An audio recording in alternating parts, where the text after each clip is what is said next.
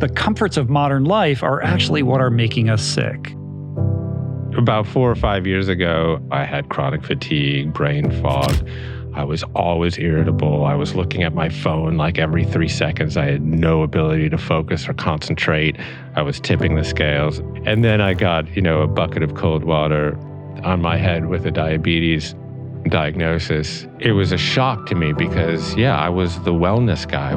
How could I be part of the American nightmare? I had to wake up and make some serious changes. When the wellness industry began to look more like a business than a movement, Jeff Krasno chose to chart a different path. A former music manager turned entrepreneur, Jeff is the co-founder of Wanderlust, which was basically like Coachella for yoga and wellness, an endeavor so all-consuming it took a pre-diabetes diagnosis for him to realize that the business of wellness had made him, unwell. What followed was a different commitment to well-being, one that led him down the rabbit hole and back, restoring his health along with a desire to serve others, which he does through a platform he founded called Commune, which is a podcast as well as a online learning platform on which he hosts courses and events on everything from spirituality to regenerative agriculture, along with personal essays, which he shares weekly with a growing audience in excess of 1 million people worldwide. What makes Jeff's perspective worth considering isn't just his insider knowledge, it's his willingness to challenge an industry he helped build. While others market quick fixes, Jeff offers something different, a return to what our bodies actually need.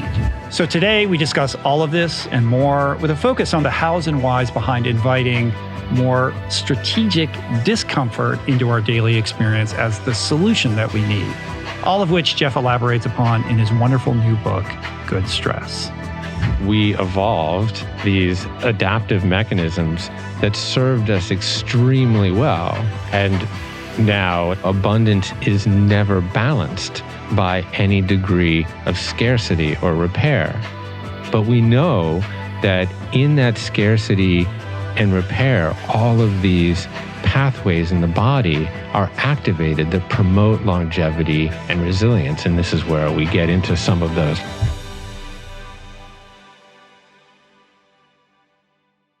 Jeff, so nice to have you here. I think this is probably long overdue, but well-timed given the fact that you have this new book, Good Stress, which is wonderful. I think you did a fantastic job. On top of which, I love your writing style. You're quite the writer. So thank you for writing the book. We're going to talk about that, of course, but it's just good to kind of break bread with you here today. Yeah, thank you, Rich. We've had a lot of informal commiserations, if you will, and compared a lot of notes on what it's like to sit behind a mic for a living. Yes.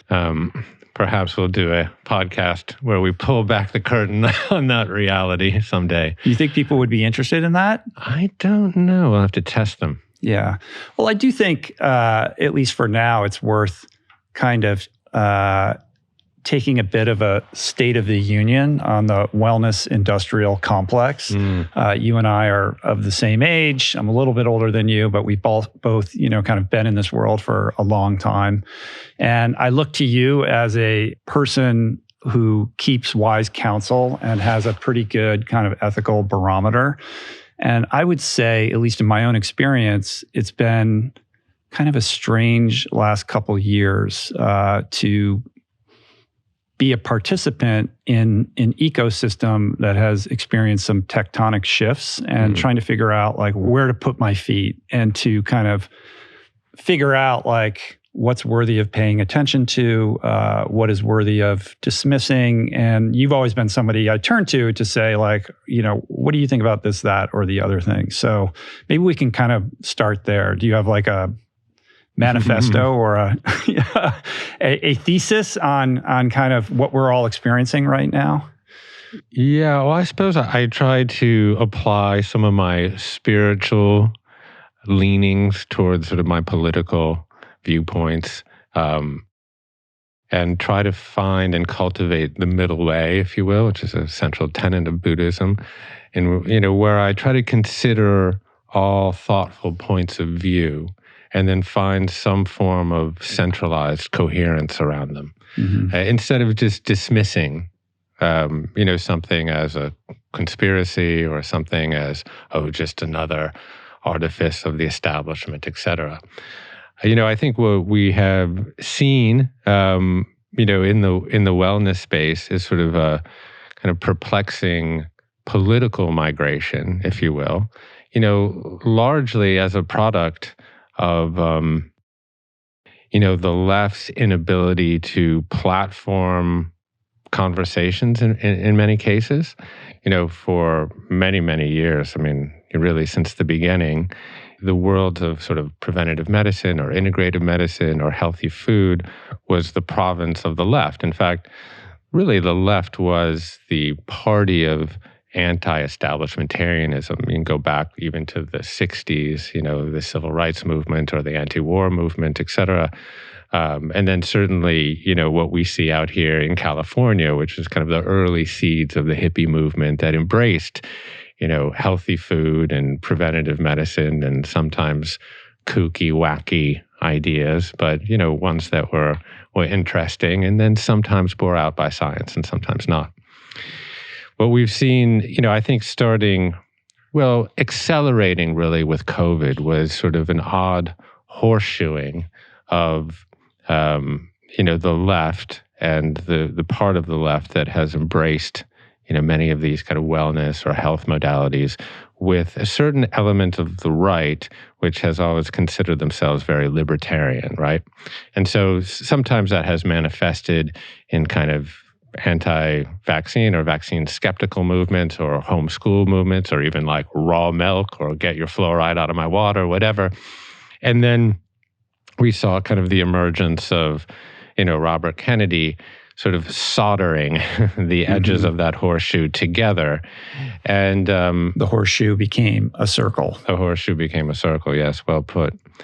And, we, I think now with, Kennedy becoming HHS secretary, I think it has created a sort of strange tension, both in Washington, with some of the people on the left that have, been leading the healthy movement in terms of policy for a long time, like Cory Booker or Senator Bernie Sanders, but also has created a lot of conflict for just,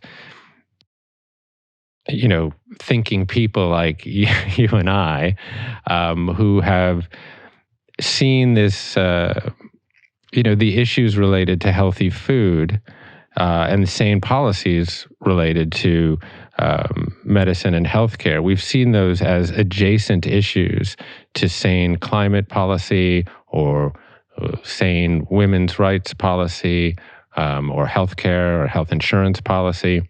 And now they appear to be very bifurcated from those policies.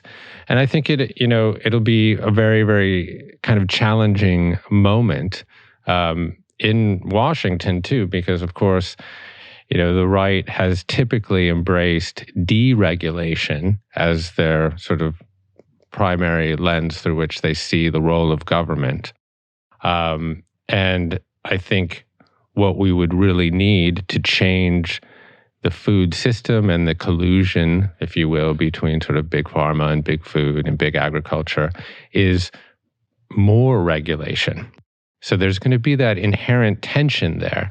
That'll be, I think, interesting to see how it plays out. I think, for you and I, holding the middle can feel like very lonely, really, a lot of times.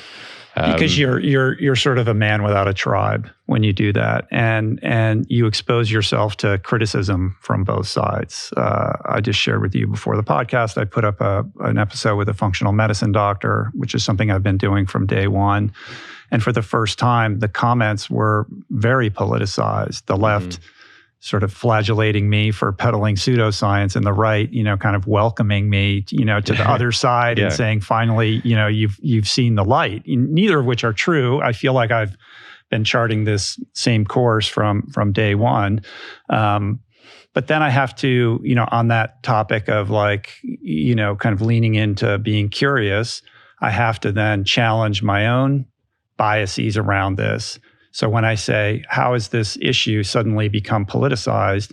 The truth is perhaps that maybe I've always perceived it or aligned it with a different kind of political lens all along, right? And maybe I'm sort of trying to navigate the confusion that comes with the inversion of that, and it's suddenly becoming a talking point, for the other party. But it is interesting, that tension between this deregulation, kind of priority on the right, with the hand-in-hand, need for the regulations to advance those policies that suddenly, they're championing. That is interesting. Yeah. But I think it's, when you think back on its antecedents, yes, the hippie movement, civil rights, that gave birth to sensibilities around alternative health, which have always been, part of that kind of community. So the original distrust or contrarianism is progressive by nature. A distrust of big pharma and big medicine and all of these things were very much of the left, right? And now to see them on the other side creates an experience that feels like you woke up in a parallel universe and everything kind of looks the same, but it's a little bit different. Yeah. And trying to, figure out how to walk that middle path and, breathe life into, the ideas that you think are important and worthy, while kind of trying to sidestep all the mines that are, ahead of you as you walk that path is a challenge. Yeah. We're closing a lot of doors behind us. Almost everything that I say, I feel like, I'm kind of modifying it in some fashion in order to keep a lot of different constituents happy to some degree. I think that right-wing media found a tremendous amount of traction in anti-establishmentarianism. Now it has landed, it's put its thumb on health and food. But prior to that, certainly there was a tremendous amount of traction around, anti-big pharma, certainly around in conjunction with COVID, but also against kind of the mainstream media complex, for example, and really all of the other institutions that have long served liberal democracy, sort of anti-government, anti-quote-unquote science. And, to be anti, particularly in the age of social media, I think has a lot of potency. Social media, which is the primary way that most people get their information now, is engineered to algorithmically preference content that is designed to make people mad and outraged and triggered. And anti-establishment content does just that. It's not sexy to get up there and say, well, the government fixed your roads and helps to provide electricity and water. No one's sharing that content. But it is pretty sexy to get up there and say, okay, well, the government is in collusion and subsidizing, big food that's owned by the same asset management firms as big pharma, and the same, investors that are creating the products that are delivering the poison are also delivering the antidote in the form of drugs that never really address the root causes of the problem, but only the symptoms of the disease, such that people are, on them forever. And the revolving door between those who regulate these industries and the people that run them. True. And all of that is actually true. Those misaligned incentives and that, backroom deals and that revolving door is incredibly deleterious to human health and the health of American citizens. So yes, much of what comes out of the mouths of people kind of within the functional medicine world that have now kind of, moved towards the right is actually true. It's the same things that we've been saying for many, many years. I've been making content, for example, on how in the mid-'80s, big tobacco scooped up all of the big food companies like Kraft and Nabisco, Philip Morris and RJR scooped up all of these companies and essentially, leveraged their business intelligence and their marketing savvy and their understanding of addiction to essentially addict a generation of Americans, particularly American kids, to ultra-processed foods and, cereals and et cetera. I've been saying, that for a long time. It's just, it has a different sort of currency today. Yeah, there's a different valence to it now. And I suppose, everything is political now. It used to be, don't talk about politics and don't talk about religion. But essentially, I think no topic is left untouched. And certainly, wellness, food, nutrition, all of these ideas that you and I have been talking about for a long time are no exemption to that.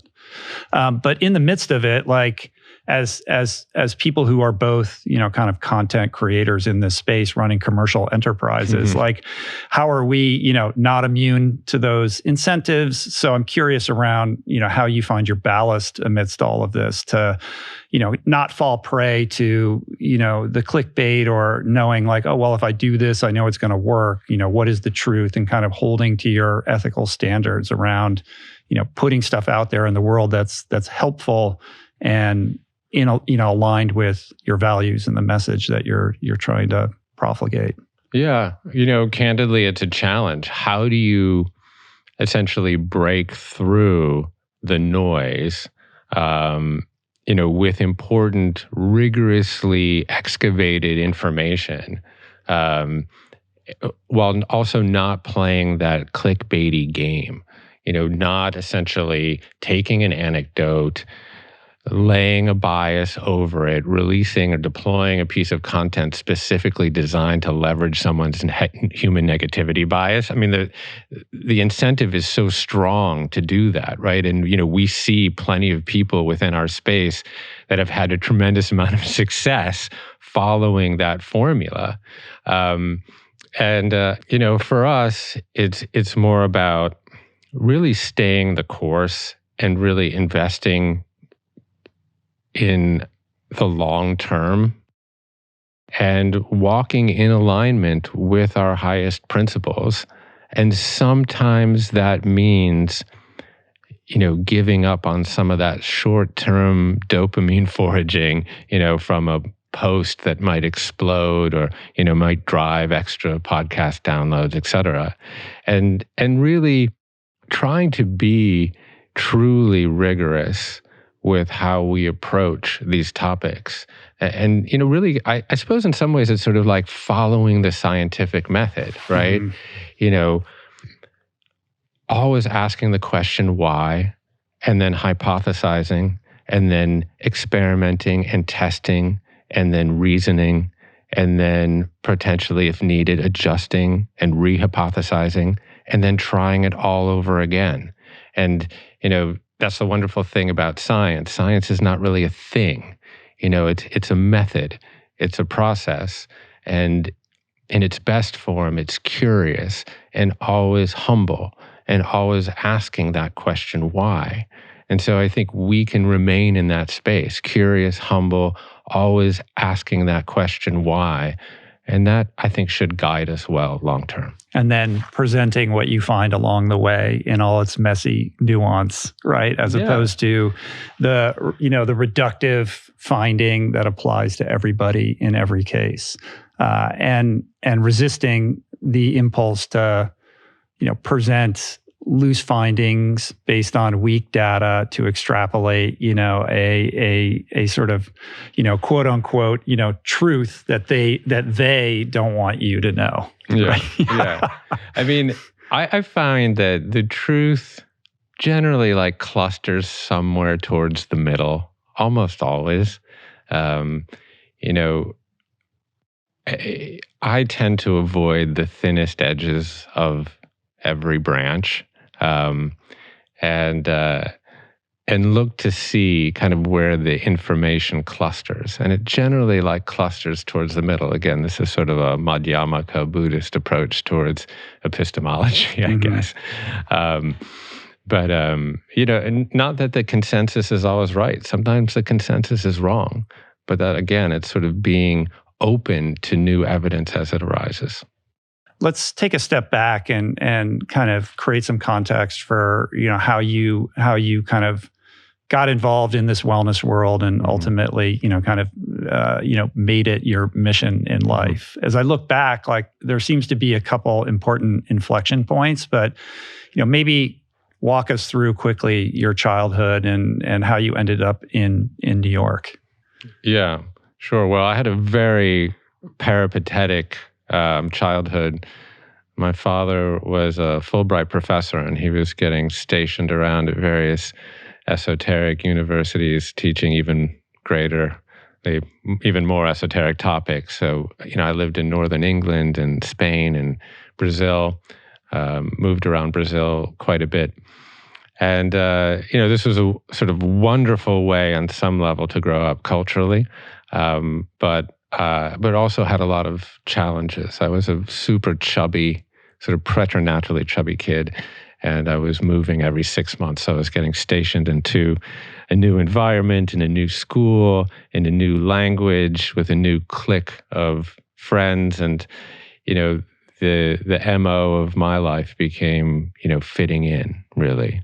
And I didn't really understand at that juncture the delineation, I suppose, between fitting in and belonging. So I was really willing, as I examine it in retrospect, to compromise my authentic self in order to fit into groups of friends. And that, really, to fast forward many decades, that really kind of informed the folklore of my life of, that I was this chubby kid that would do anything to be liked, that I, really judged myself, through the eyes of others, and by extension became sort of an epic people pleaser. And I think many of your listeners can relate to that infirmity. Yeah, I certainly fall prey to it very much.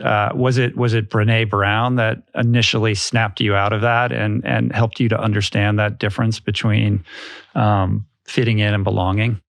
Yeah, certainly it was something that she was able to underscore, that fitting in was essentially how I described it, a willingness to change who you are, to be part of a group, while belonging was, this idea that you can be your authentic self and be completely accepted.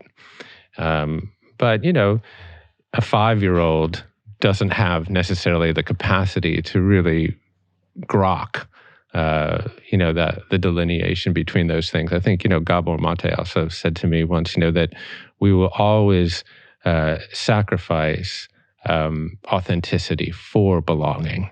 That, humans are so deeply wired to connect with one another that we will almost every time, particularly children, sacrifice our kind of authentic selves in order to establish those forms of connection. And certainly that was a signature of my life. Sure, it's an adaptation for survival that only becomes a maladaptation later in life when you realize that you don't know what your authentic self is, and kind of manifests as a bit of an existential crisis. But prior to that, it's something, at least for me, you sort of think of as a positive quality. Like, hey, I know how to slide in and get along with everyone, and I know kind of what to say in response to every question, so I can be the person I think they want me to be. And it allows you to kind of navigate your way in and out of a variety of different social circles. And so you come to think of it or rely upon it as a skill, right? Only to later discover, like, you have that, like, who am I moment. Yeah. Well, candidly, it's part of what we're doing right now. It's like, because, we are master generalists that can chameleon ourselves into almost any situation. And in some ways, we have transmuted our greatest weakness into a superpower. I look back at, when I have space from my life and I try to examine and identify, the threads, which have been woven through the entire fabric of my life. I point to, like, well, what are the things I've done? Well, I was running a record label and a music promotions company, doing, big shows all the time and putting people, in clubs and theaters. And then from there, I went and started this wellness behemoth called Wanderlust, which was, these festivals that we put all over the world. What were they? Well, they were like assembling like-minded people around, modalities and practices. And then I started something literally called commune. Right. And I was like, and I did all of this somewhat unwittingly. And then, of course, in a moment of satori, I'm like, oh, wait a minute. What I really do, at the core is bring people together. And I put so much primacy on that because it was so hard for me to belong that I treasure it. I sanctify it so deeply that now it's become sort of my superpower. And I think create these things that other people want to belong to, so that at which you are of the center. Right. It's funny. It's funny. But I think this is a kind of inventory that everyone can benefit from, candidly. Where you look at, these places of Achilles' heels in your own life, and you actually then realize, how can I actually transmute those things into superpowers? How can, PTSD become post-traumatic growth? It is possible. Speaking of which, 9/11 is sort of that first inflection point for you that snaps you out of kind of one experience of yourself and begins to position you into another. Yeah, sometimes I think it's rather incongruous that bin Laden propelled my wellness journey. But in the wake of 9/11, my wife, Skylar, opened up Kula Yoga Project, which was a yoga studio just north of Ground Zero. So, prior to 9/11, I was running and operating this music label and management company just on Murray Street. So just like 2 blocks north of the World Trade Center. And then subsequently on Warren Street, which is even just 1 block north of there. And then that tragedy occurred. And then in that first, couple months, we were in that tight little perimeter around Ground Zero and sort of cordoned off from getting into our office. And then finally we got in, and it was completely inundated with soot and ash, and pretty much everyone that had been in that office building kind of flown the coop. It was mostly creatives and photographers and whatnot, so there was a lot of empty real estate. And Skylar did something sort of quite amazing for the moment. She opened a yoga studio out of the ashes of Ground Zero. And, and mind you, this was not some multi-story Tony Equinox situation. This was prior to the advent of a, well-appointed yoga studio on every corner. This was a funky monkey one-room yoga studio with the bathroom was actually in the studio. It was about the width of a bread box, and there was a sort of whistling radiator. And, you literally had to walk up these cockeyed lime green stairs through my office to get up into the yoga studio. And, a lot of people associate Lower Manhattan with the financial district, and that is true. But it is a very densely populated residential area. And this little funky Kula yoga studio became sort of a center of healing for the grief-stricken and kind of beleaguered denizens of Lower Manhattan. And, this is really where I got, my first kind of front row seat to witness, the power of kind of spiritual and physical practices, but even more than that, community to heal. And so, I would walk up, from my office and stand in that tiny little funky vestibule, and people would be coming out of class all sweaty and open-hearted and open-minded and collapse on this little futon right there in that vestibule. And I, was witness to a tremendous amount of healing and laughing and crying and story sharing. And I said, wow, this is really quite amazing. And that moment bent the arc of both my personal and professional life. From there, you guys start doing these retreats. This is you're starting to kind of get steeped in a different way of life as a result of that, while also having a fun and a good time.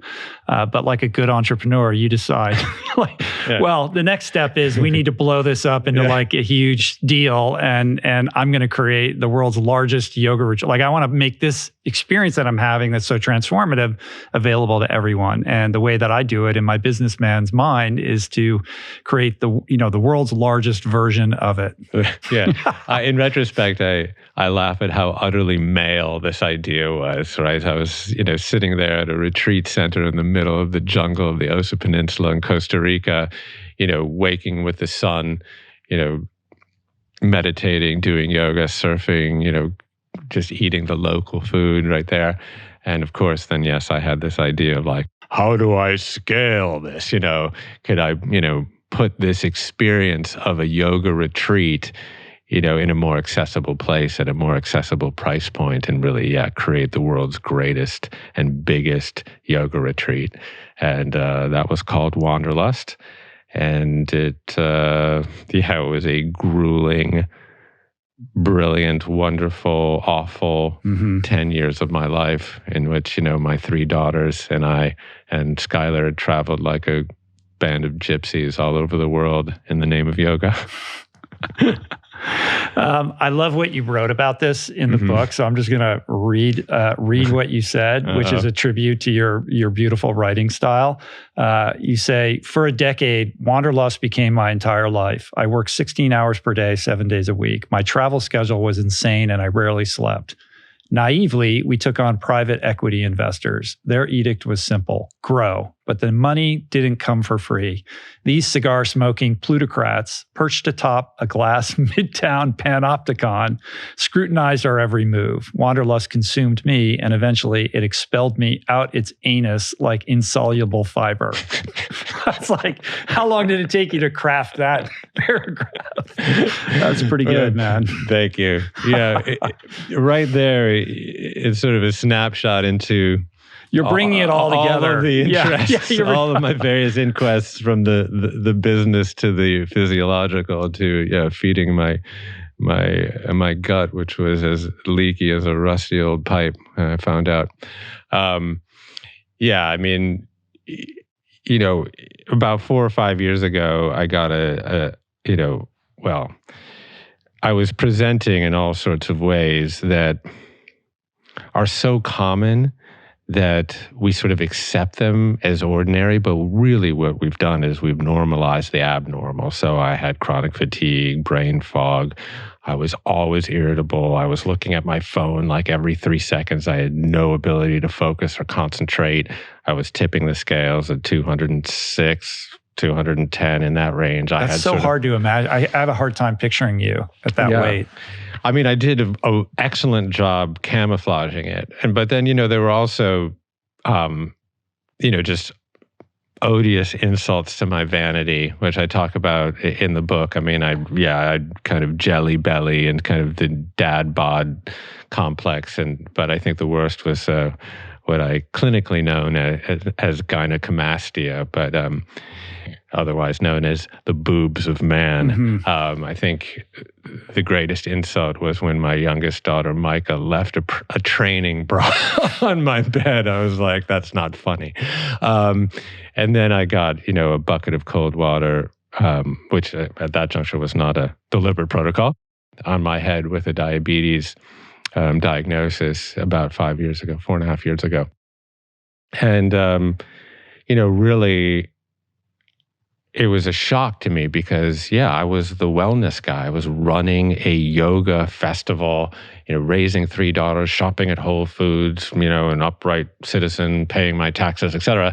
How could I be part of the American nightmare? How could I be one of these statistics of, 50% of Americans are now pre-diabetic, 11 to 13% are diabetic. And I was well within that American nightmare. And a lot of that was really just the product of, my lifestyle. I was, in service of a well-intentioned goal bring wellness to many, many people, but I was not well. Mm-hmm. And in fact, my forays into health and wellness took a U-turn into wealth and hellness. Yeah, that's so great. I know. I was like, why didn't I think of that? You can have wealth and hellness. All this wellness, made you unwell in the pursuit of wealth and hellness. Yeah, or arriving you in a place of hellness as a result. Yeah, and then I had to wake up and go on a really significant journey, both physiologically, psychologically, spiritually. Really, that sounds a little pompous, but true. To really take a deeper inventory of who I was and how I was living, and make some serious changes.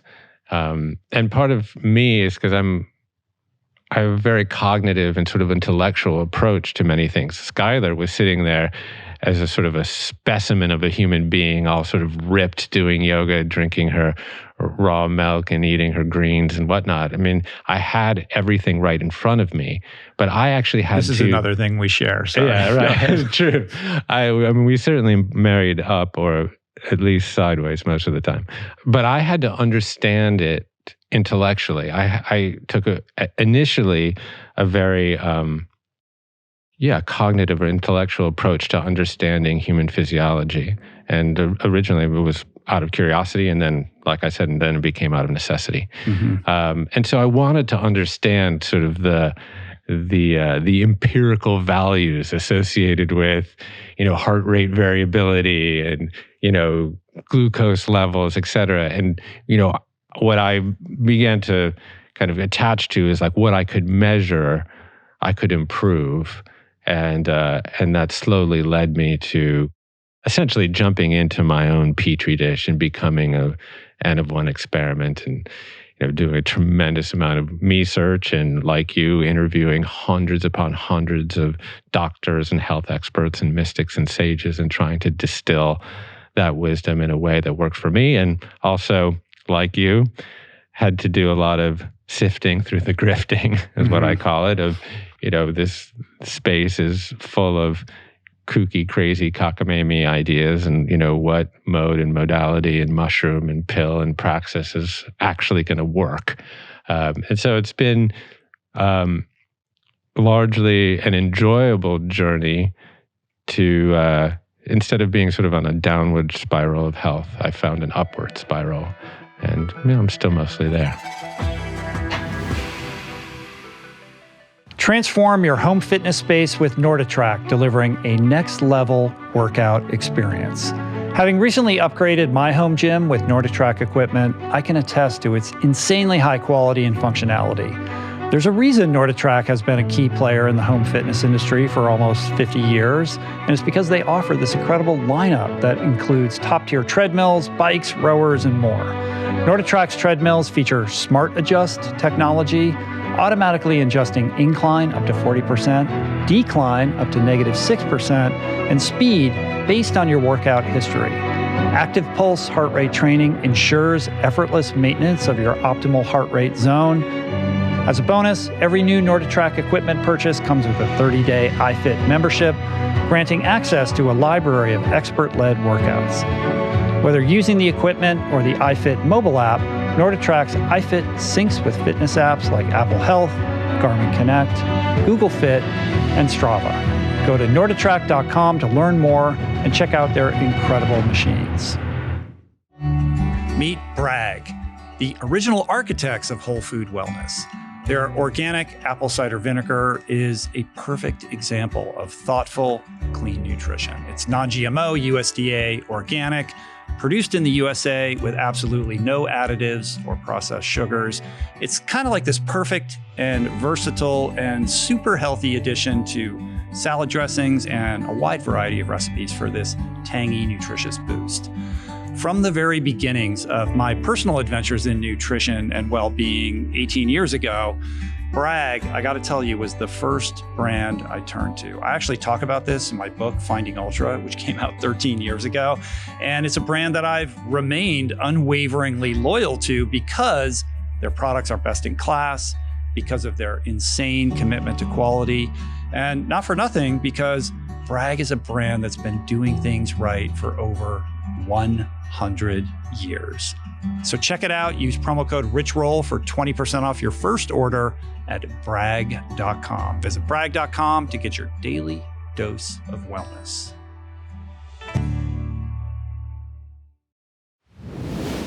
This begins with you putting on a continuous glucose monitor and realizing your blood sugar is out of whack, right? This is kind of like the epiphany in which you realize, like, oh my God, like I thought I was healthy, but I'm very much not. You go down this rabbit hole, and being like myself, somebody who can only be convinced when there is, science and rationality to back it up, right? Yeah. Old Enlightenment values. This strength that we have, like, I know that you're somebody who like is very happy when you're sitting with a stack of research in front of you and you're reading it and you're like educating yourself and the like. And as a result of that and all the conversations that you've had, you can talk about mTOR and like, all the stuff, right? Like you can throw all the buzzwords out there and you have the understanding to, kind of back up your use of them. But at the same time, and also what I think makes you and this book so unique and compelling is this doesn't come at the cost of understanding like the why behind it, which is very much rooted in matters metaphysical, right? There's a whole spiritual aspect to this that's so important that you make it the first part of the book before you even get to all the fun mTOR, cold plunging, sauna, red light, kind of, sulforaphane of all of it, right? You know what I mean? Like, and I love that you did that. So maybe share a little bit about how the lights came on in terms of like, how you came to understand that this is such an important aspect of all of it, without which the protocols perhaps, aren't really going to matter or stick. Yeah. Well, this is a bit of a knife fight with my editor, candidly, because as you can imagine, the books that sell out there, they give me the 8 protocols for this or that. And I'm like, yeah, but what about the philosophy and the mysticism? Oh, well, put that in a PDF bonus or something. I'm like, no, I can't. Because, to be honest, my journey was as much metaphysical as physical. And in the end, what I saw was the metaphysical patterned in the physical everywhere that I looked. But I guess I'll just say that, my entree into really improving myself was not, reading Peter Attia or, Andrew Huberman or, figuring out the difference between anabolic and catabolic pathways and whatnot. It was really studying mysticism, particularly kind of Eastern thought. I'm completely addicted to Alan Watts. In fact, as a caveat, I will say, when I'm talking about this, I often drift into a bit of a transatlantic accent. The people pleaser in you begin to chameleon so fully that you start to inhabit the sensibility of Alan Watts himself. Yeah, I really. Do you need some vodka? Like we can. Right. Well, I say it's ironic that a man so committed to tumblers of vodka precipitated my hellness journey, my wealth and hellness journey. No, I mean, well, I'll just say this. I blame the Buddha because, the Buddha's saying that I'm, changing moment to moment in relation to my environment. All I do is listen to Alan Watts and Christopher Hitchens. So it won't be the last time that I blame a spiritual figure for my shortcomings. But yeah, just, if I veer into an upper received pronunciation, like I wish I was British. All right, I'll take note. I'll call you out if I hear it. We were just hanging out with Rangan Chatterjee, right? That brilliant doctor, British doctor. Mm-hmm. I mean, that guy, he could read the phone book as far as I'm concerned. It's just his accent is melodic accent. Yeah, yes. Just like on the edge of my seat while he's like John Dooley, Tim Doolingsworth, whatever. Yeah, and he's a tall glass of handsomeness along the way. Anyway. Oh, I wish I was British. Oh, well. So, but, Alan Watts and Ram Dass, I licensed both of their catalogs for Commune. And so, I listened endlessly to their lectures on Eastern mysticism. And, my inquest into Eastern thought and human physiology kind of converged, and I was having these kind of moments of satori, and I kind of wove up this theory of health called the Tao of Health, very much kind of built on the shoulders of the Tao of Physics, which was a very influential book that I read by Fritjof Capra.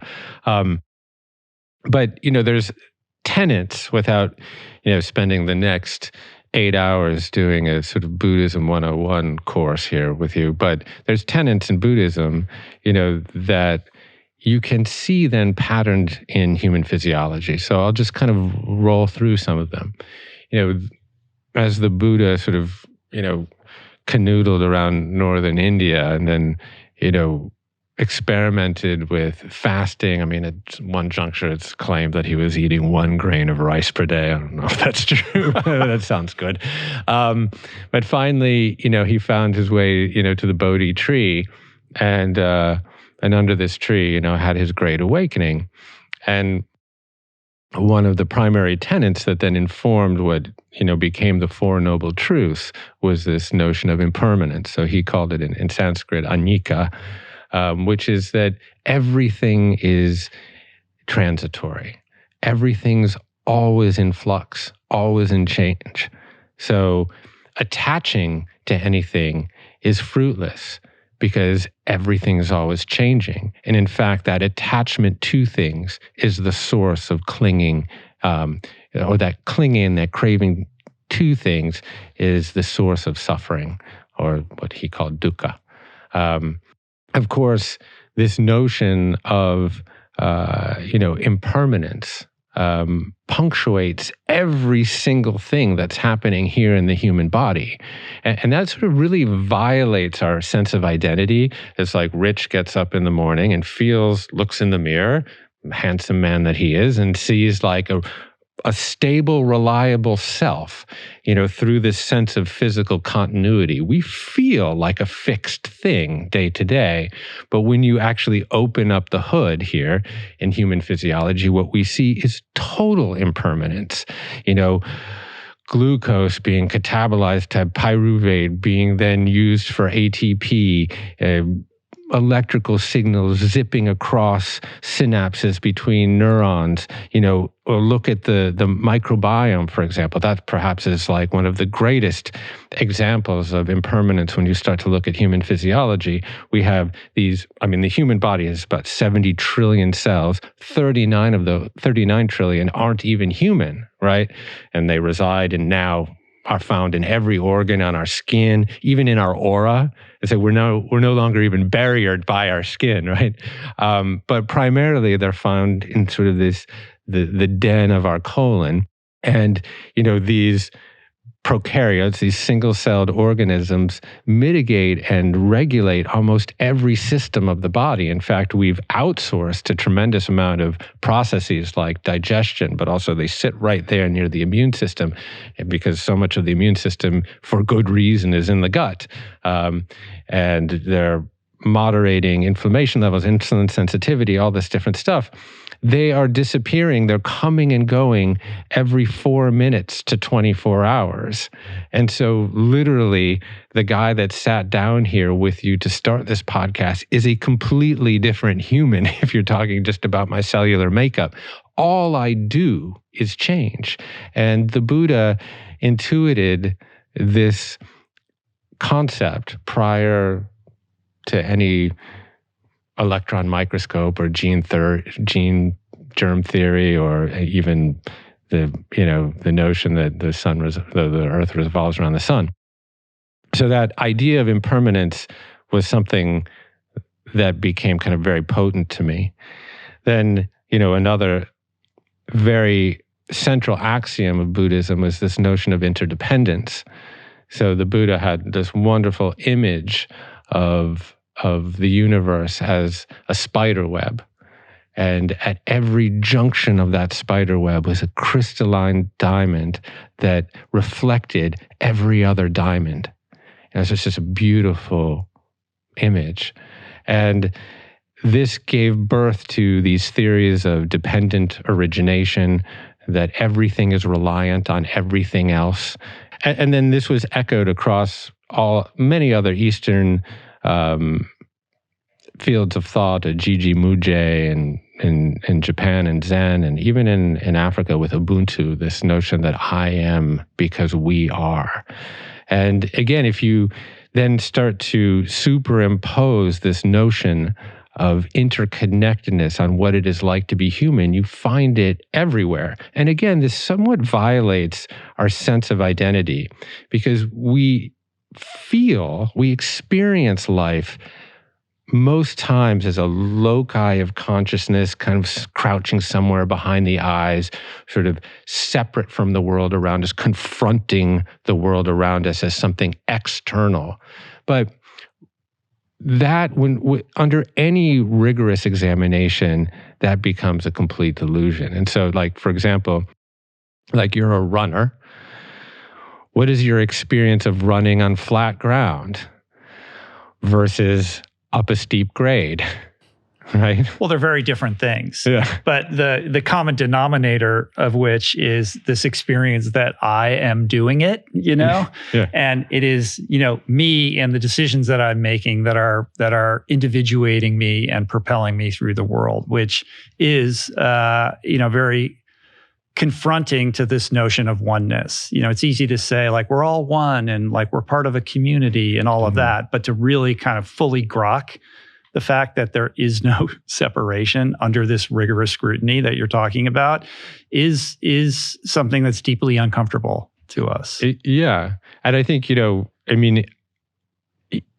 I think about it this way, is that that the behavior and function of an organism is inseparable from the behavior and function of its environment. So, you run slower on sand, you run even more slowly in water, let's just say. It's like the you that is doing it is inseparable from the environment that is around you. And so that's a very sort of like banal example. But we grok this sort of by dint of our everyday experience, right? Like a car cuts us off in traffic, or, you're running through the hills and you come across a coyote or a rattlesnake, and what happens? You have this kind of involuntary stress response, right? Your HPA axis is activated, and that's, telling your adrenal glands to create a glucocorticoid called cortisol, which is then synthesized from cholesterol all of a sudden, and then that courses through your veins, and your respiratory and your heart rate start to increase, and glucose then gets flushed out to your extremities to fight or fly, and the aperture of your attention becomes super, super narrow, and your pupils dilate, and you don't trust the world, and you become very self-obsessed, and that's actually serves the biological imperative. All those things are happening around you just because you actually see something that you perceive as a threat, or someone screams in the other room. That a sound wave can literally become a hormone in the matter of seconds, that energy becomes matter, that we are completely inseparable from our environment. And so when you merge these two concepts of impermanence and interconnection, what you find is that we are changing moment to moment in relationship to our environment. And that might seem somewhat obvious, but for those of us like me who were stuck in their old story of like, I am just this fixed Jeff whose destiny is written in the stars. I'll never be good enough. I'll always be fat. No one will ever like me. The idea that I'm always changing in relation to my environment and that I have some agency to change my environment, that was candidly incredibly liberating. Mm-hmm. Yeah, the agency piece is the kind of leap that you take once you notice that you are a function of your environment. And then the extension of that is to exert it to create this balance, right? Which is kind of the final principle in the Tao of health. Yeah. And what's so cool about this is that all of these truths are evident in nature, in our environments, and what is true for our environments is true for ourselves and our bodies, right? Like it's just this is how nature made it, right? And we're quick to see how these patterns are so important in terms of like the ecosystem of a forest or a whatever it is, right? A high plain or the desertification of a certain piece of land over a great period of time. But we're reluctant to notice those patterns within ourselves or admit that they are equally true. Yeah, well, we don't see ourselves as nature. We see nature as something outside of us that is a threat that we must confront. And, we've been taught that by our Abrahamic traditions, right? Is that we were made out of a ceramic figurine in which God, blew a soul into. This is right out of Genesis. And that, matter is kind of the province of the devil, and it's dumb. And of course, it must be sublimated because it's susceptible to vice and pleasures of the flesh or whatever. And that nature is something that must be subdued, right? And that we have dominion over, because it's not trustworthy, because it's out to get you, because it's going to show up as pests and weeds and whatnot. And certainly there's a part of us, human nature, that's certainly not to be trusted because it's sinful, right?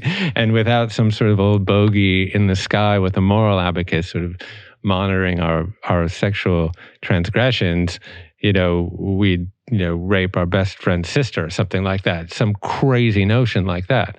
And this is candidly why, I put this, this blade of grass growing through the concrete on the cover of the book. And I'm sure this is an experience people have had, but like, have you ever, walked through a concrete jungle landscape? It's just sidewalks and roads and buildings everywhere, and you look down, and all of a sudden there's just like a dandelion or a blade of grass coming through the concrete, and you're like, oh my God, it's just, nature is irrepressible. And this is a place where we can truly put our faith, not as the typical understanding of faith of like belief in the absence of evidence, but actually trust in nature's eternal reliability. It's actually why we exhale. It's like we exhale because we trust deeply, profoundly that there is another breath waiting for us. Mm-hmm. Right? That's interesting. Yeah. Otherwise, why would you ever let go of this precious oxygen? That's it. I mean, that is actually the definition of nirvana. Near, out, vana, blow out. Let go. Let go. Because you must trust in nature. And, nature will sometimes let you down. It's perfect by design. It makes mistakes in its execution. You can find that in biology. Sometimes there's mutations, single nucleotide polymorphism, SNPs, right? That predispose you to some disease, or sometimes it's actually dispositive towards some diseases. But what are you going to do? Not trust nature and always be fearful of it and live kind of with these paroxysms of anxiety of like, I don't trust myself. I don't trust the world around me. No, I mean, that doesn't seem like a adaptive way to live. But fundamentally, isn't that distrust not only real, it's what kind of created the modern society that is moving us towards ill health, right? Because as a defense mechanism, some part of us doesn't trust nature or ourselves, which creates this scarcity brain that Michael Easter talks about. Like, if we have enough resources, we don't trust that maybe nature is going to provide us more around the corner. So we need to gather and collect as much as we can when we can, and to consume as much as possible, because nature is an unknown that maybe isn't going to provide if we exhale too much. And so gather we must. Yeah. True. I mean, I think that, if you look at like the cycles within nature that exist, like abundance and scarcity, nature in some ways provides for both. and we adapt in relation to it. So, for example, if you can imagine, Jeff and Rich on the Serengeti of, the East Africa some 10,000 years ago, off we go, to forage and hunt and gather. And in the late summer, early fall, we might arrive on this copse of ripe fig trees, right? And, you and I, what would we do? We're just going to gorge as many figs as we can and become a little bit fat. Mm-hmm. And that is completely adaptive. And by nature's design, we were actually designed to be a little bit fat in the fall because nature innately knew, they engineered us for the paucity of winter's fallow that was right around the corner. And this is where we get into, the etiology of chronic disease, because we live in a world now where, quote unquote, from a food perspective, winter never comes. So the way that we live, our lifestyle, our culture is hijacking our biology. It's actually using our adaptive mechanisms to store fat, which is just warehoused energy. It's using our adaptive mechanisms against us and making them maladaptive. Mm-hmm. And so this is where you get into these evolutionary mismatches and all that. Right, but this is the portal into the subject matter of the book, which is this notion of stress and distinguishing, good stress from bad stress. So the overabundance of our hyper-convenient world is a recipe for the chronic level of stress that's driving all of these ailments that are making us unnecessarily sick and unnecessarily killing millions of people. The antidote to which, of course, are these acute forms of stress that nature kind of took care of in and of its own, to provide to us, to keep us healthy, but which we've kind of eradicated from our daily experience. Yeah, we're not making good use of our hard-wrought adaptations. For tens of thousands of years, really 200,000 years as it pertains to Homo sapiens and millions of years of hominid life, we evolved these adaptive mechanisms that served us extremely well, and now essentially in a very, very short period of time, really since the Industrial Revolution, but accelerating in the last 50 years, what we're seeing is all of the artifacts of modernity are hijacking those adaptations. They're upending our adaptive advantages, if you will. And so, you can isolate and identify a whole bunch of them, our continuous eating cycle. I went to Denny's. I don't often end up at Denny's, but I noticed on the little sandwich board, this was a couple of years ago, on the wall, they had breakfast, right? Served all day, thank God. They had lunch, dinner, and then they had a fourth meal of the day, late night. And so, that's probably where they make most of their money. When the bars close, it's right. Denny's time. It's Denny's time. And I was like, oh my God, we just never stop eating. Abundance is never balanced by any degree of scarcity or repair. But we know that in that scarcity and repair, all of these pathways in the body are activated that promote longevity and resilience. And this is where we get into some of those like autophagy and ketosis and, activating AMPK, right? And stifling mTOR, et cetera. And those enhance the body's ability to be resilient.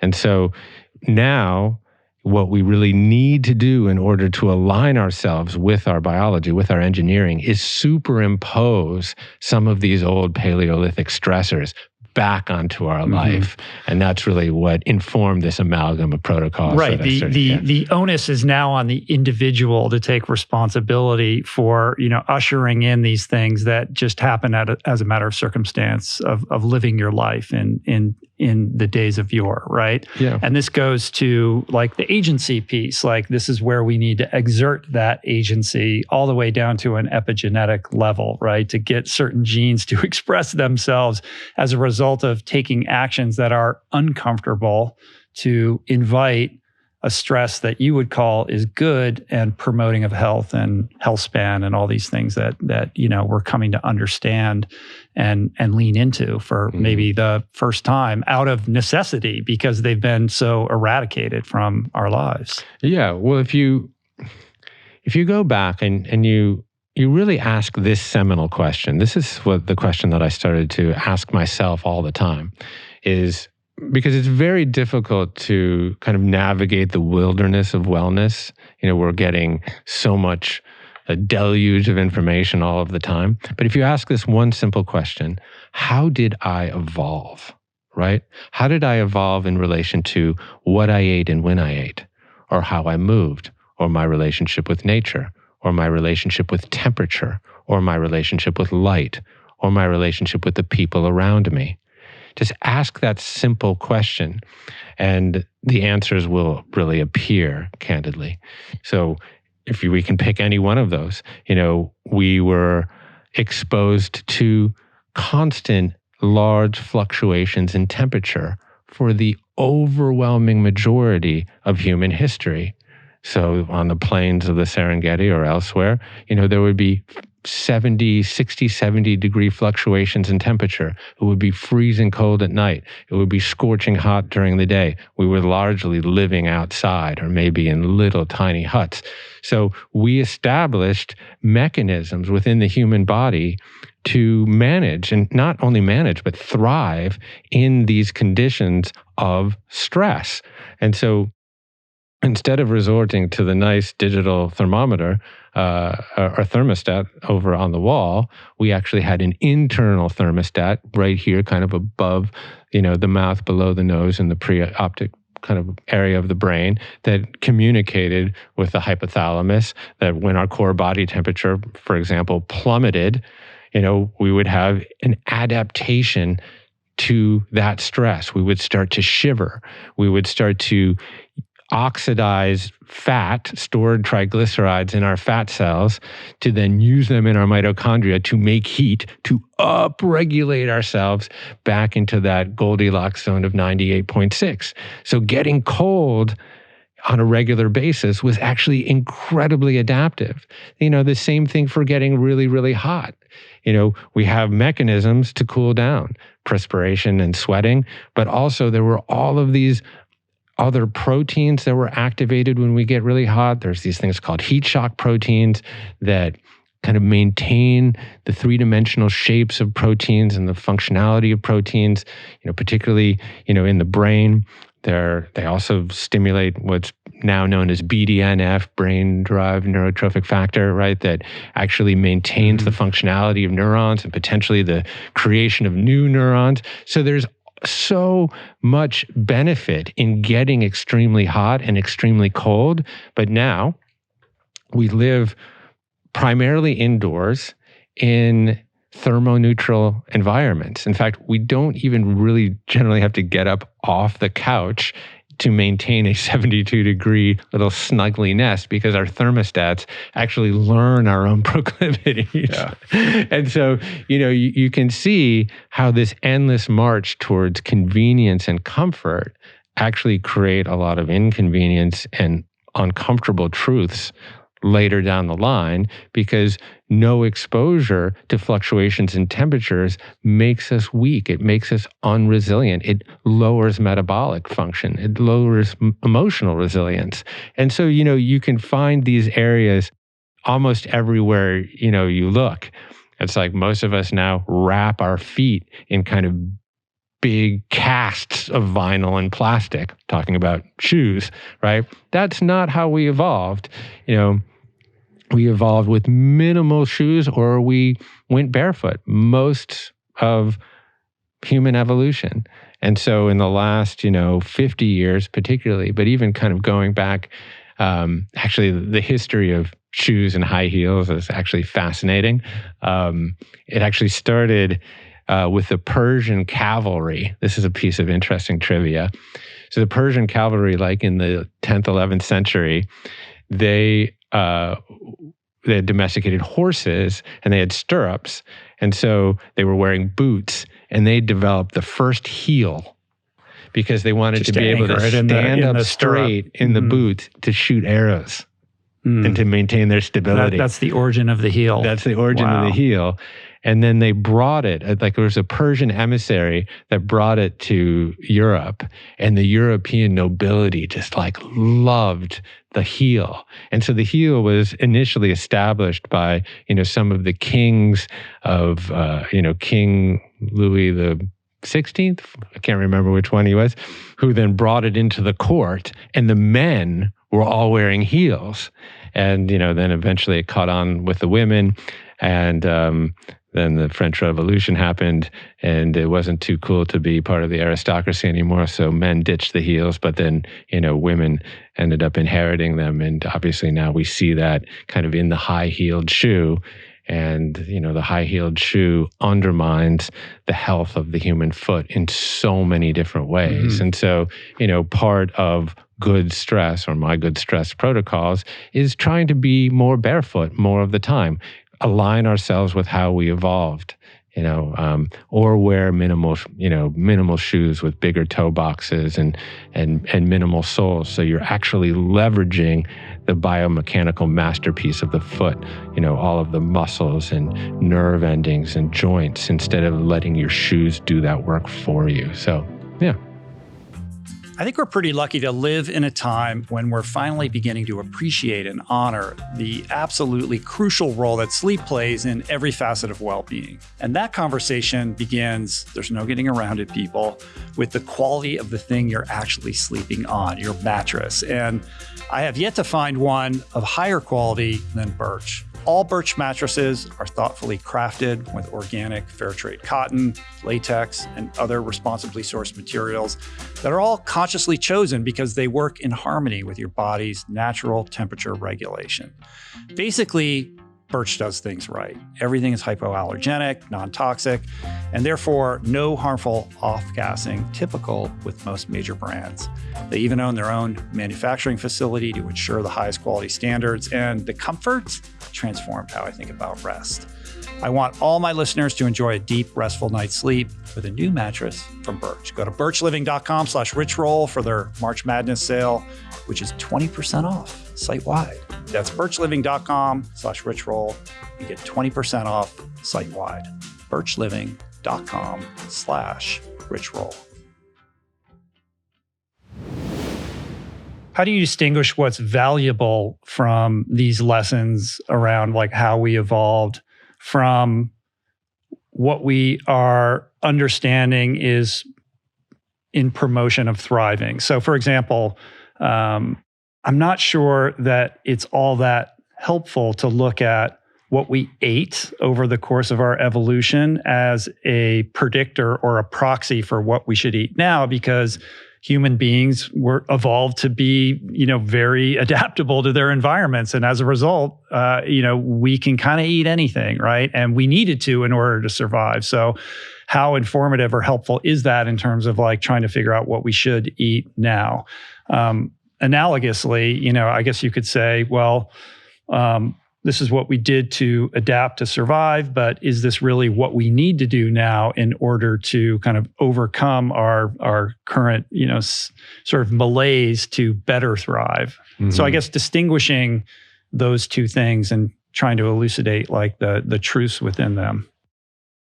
Yeah, I mean, we evolved as opportunistic omnivores, I would say. We ate a massive variety of food, in terms of what was available, maybe 800 different plants and seeds and nuts and tubers. And then, if Rich's luck was good on a particular day, his stone spear might, puncture the belly of an odd-toed ungulate, and we'd have some wonderful, like lean wild game around the fire.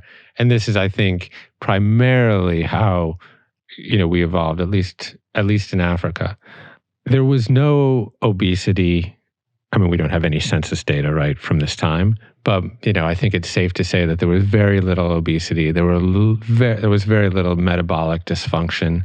There was very little heart disease. There was a little bit of cancer. There was virtually no dementia or Alzheimer's or other neurodegenerative diseases. In fact, there were very few of those diseases even as late as 1900. I think the obesity rates in the United States in 1900 were about 3%. And, moving forward through kind of the Dust Bowl and the Depression, which were times of significant scarcity in the United States, the obesity rate really didn't move very much. It wasn't until really after World War II, when we started to industrialize food, that we started to see obesity issues and other kind of metabolic issues creep into the American landscape. And so, I think it is fair to say that nutrient deficient, shelf stable, ultra processed foods that have been introduced over the course of the last maybe 7 decades, but certainly accelerated in the last, 3 or 4, are a very, very significant contributor to the scourge of chronic disease right now.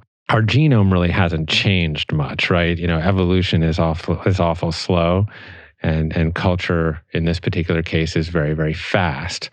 So, I would say we know what not to eat. I mean, if we had 1 million years, could humans evolve to sustain themselves on Twinkies?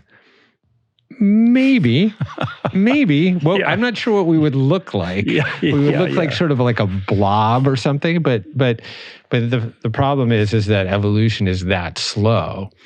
And so, for me, because I had significant metabolic dysfunction issues, what I know what worked for me, which was kind of the adoption of this kind of ketotarian approach towards diet, which was essentially low glycemic, which flies in the face of like ultra processed refined grains and sugars and starches, right, which predominate the standard American diet. But it was also plant focused because I really needed the fiber to feed my gut, and to take care of my gut bug friends. So there was this kind of low carbohydrate, high fiber diet that then I combined with kind of intermittent fasting, which again really is just like a reflection of more or less how we evolved, where I consolidated the consumption of food more or less into an 8-hour window. And, that little tryst, that little combination yielded tremendous results, for me. How long did it take to really reverse all the metabolic dysregulation? Not really that long. So when I put on the CGM, so I still wear it, just kind of for Hawthorne effect, just anything under observation will behave differently. So even if it's your own observation, it keeps me somewhat on the straight and narrow. So when I put it on, I had fasting glucose levels of 125 to 130 milligrams per deciliter. So that's the highest end of the pre-diabetic spectrum, the lowest end of the diabetic spectrum. Then I went subsequently in and, actually kept my appointment with my PCP and, got a hemoglobin A1C test and, that was 6.5 or something. So, that was reflective of what I was seeing on the CGM. And then it took me about 4 months to get down into sort of more of an acceptable range, and then about 6 months to really more or less reverse my pre-diabetic diagnosis. And so this was really due to a kind of fairly fundamentalist approach towards my health at that juncture. I wouldn't necessarily recommend now that people become sort of neurotic fundamentalists about health, because there's other risks associated with that. There's this whole kind of world of orthorexia, right, where you can become over obsessed with being healthy. But in the early days, I did need to take some relatively severe measures to address a relatively acute problem.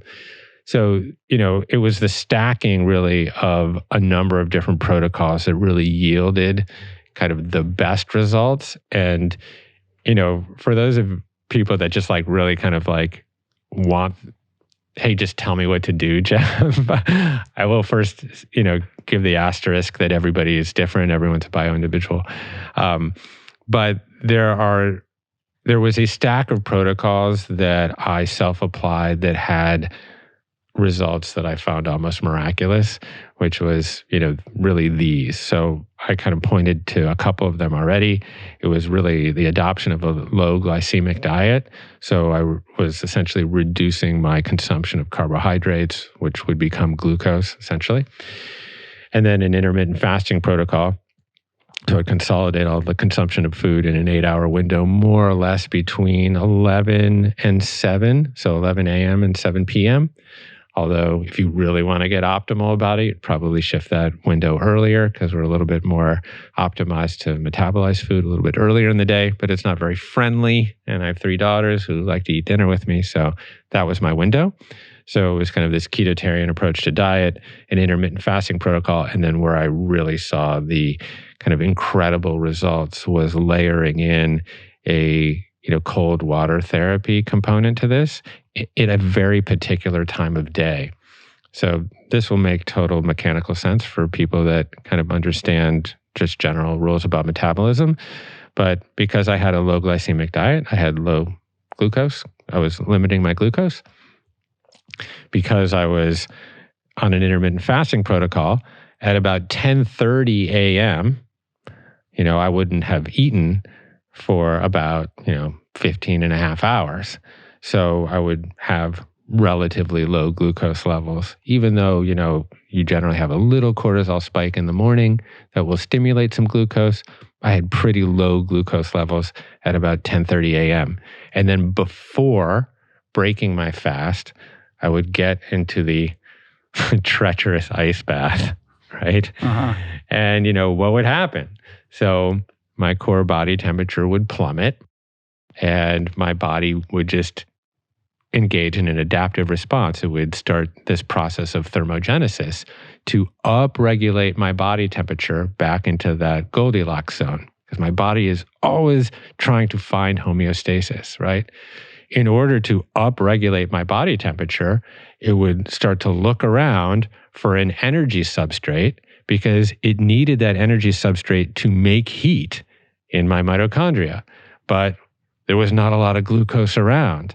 So then it had to opt for an alternate energy substrate, and that was fat, right? So basically, I was just burning fat because that was the only substrate around for my body to make energy, to make enough heat, to thermoregulate and get me back into that Goldilocks zone. And the combination of those protocols was crazy. I mean, I went from 206 to 142. Wow. Yeah. And how long? Like not that long, like 6 months. I mean, people thought I was sick. And what was the exercise regimen? Yeah, I mean, it was candidly like, sometimes I call it my Jesus protocol, which is, or Jehovah's Fitness. Jehovah's Fitness? Yeah. Sorry, some dad jokes all day over here. Yeah, is a lot of zone 2 walking in the desert. Mm-hmm. Come back on a Friday, eat some fish, do a little CrossFit. Sorry, this goes on. A little CrossFit, you can probably get that one too. Yeah. By Saturday, I'm totally dead. By Sunday, come back to life. Jehovah's Fitness. There you go. I see. Yeah. Sorry. If you look, if you ever are like hard pressed, to put a few nickels together, I think you could sell that. I'm keeping that in my back pocket. Jehovah's Fitness. The CrossFit reference is a little off color, but in any case, no, it was a lot of zone 2 walking, candidly. I mean, look at Jesus. The guy was lithe. He had a great body composition. I mean, at least in the way that we conjure him, as depicted. Yeah. But yeah. So it was a lot of zone 2 walking and then resistance training for the first time in my life. I was sort of a disciple to what I call now chronic cardio. So I would sit around in front of a computer all day and then go and huff it out on the elliptical or the Stairmaster for 45 minutes and then, back to my life. That was not a profitable regimen for me. In fact, that's how most people approach exercise, is that it becomes this commodified, productized little cubbyhole part of their life. And the rest of the time, they're just sitting around. And you look, I mean, we have 45,000 places in the United States to sweat and grunt and lift and run. And at the same time, we have a 45% obesity rate. So that whole approach towards productizing exercise as this one little part of your day, it's just like, for me, it didn't work. And again, if you ask yourself, how did I evolve? I was moving all day. I was walking like crazy. I was climbing trees and building structures and lifting some heavy things. And that's more or less what I did.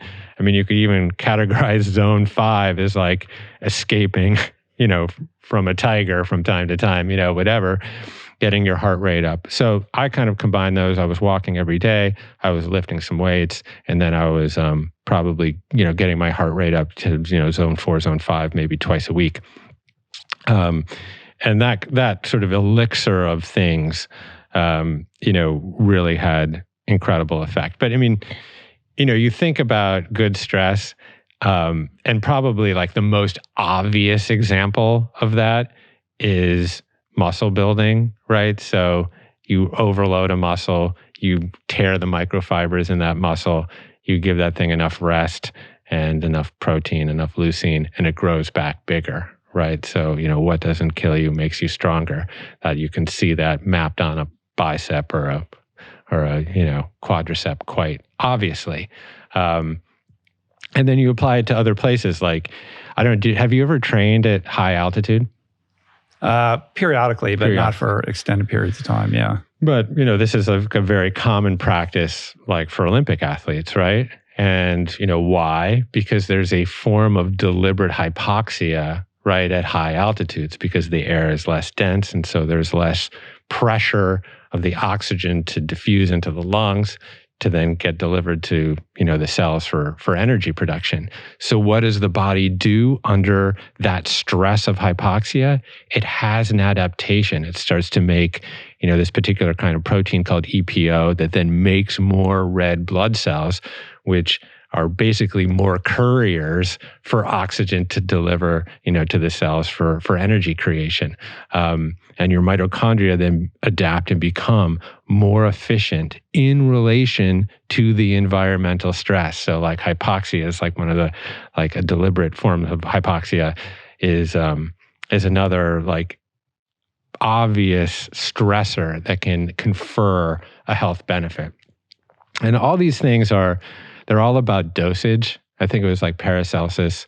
He said the dose makes the poison. Mm-hmm. I think that was that dude.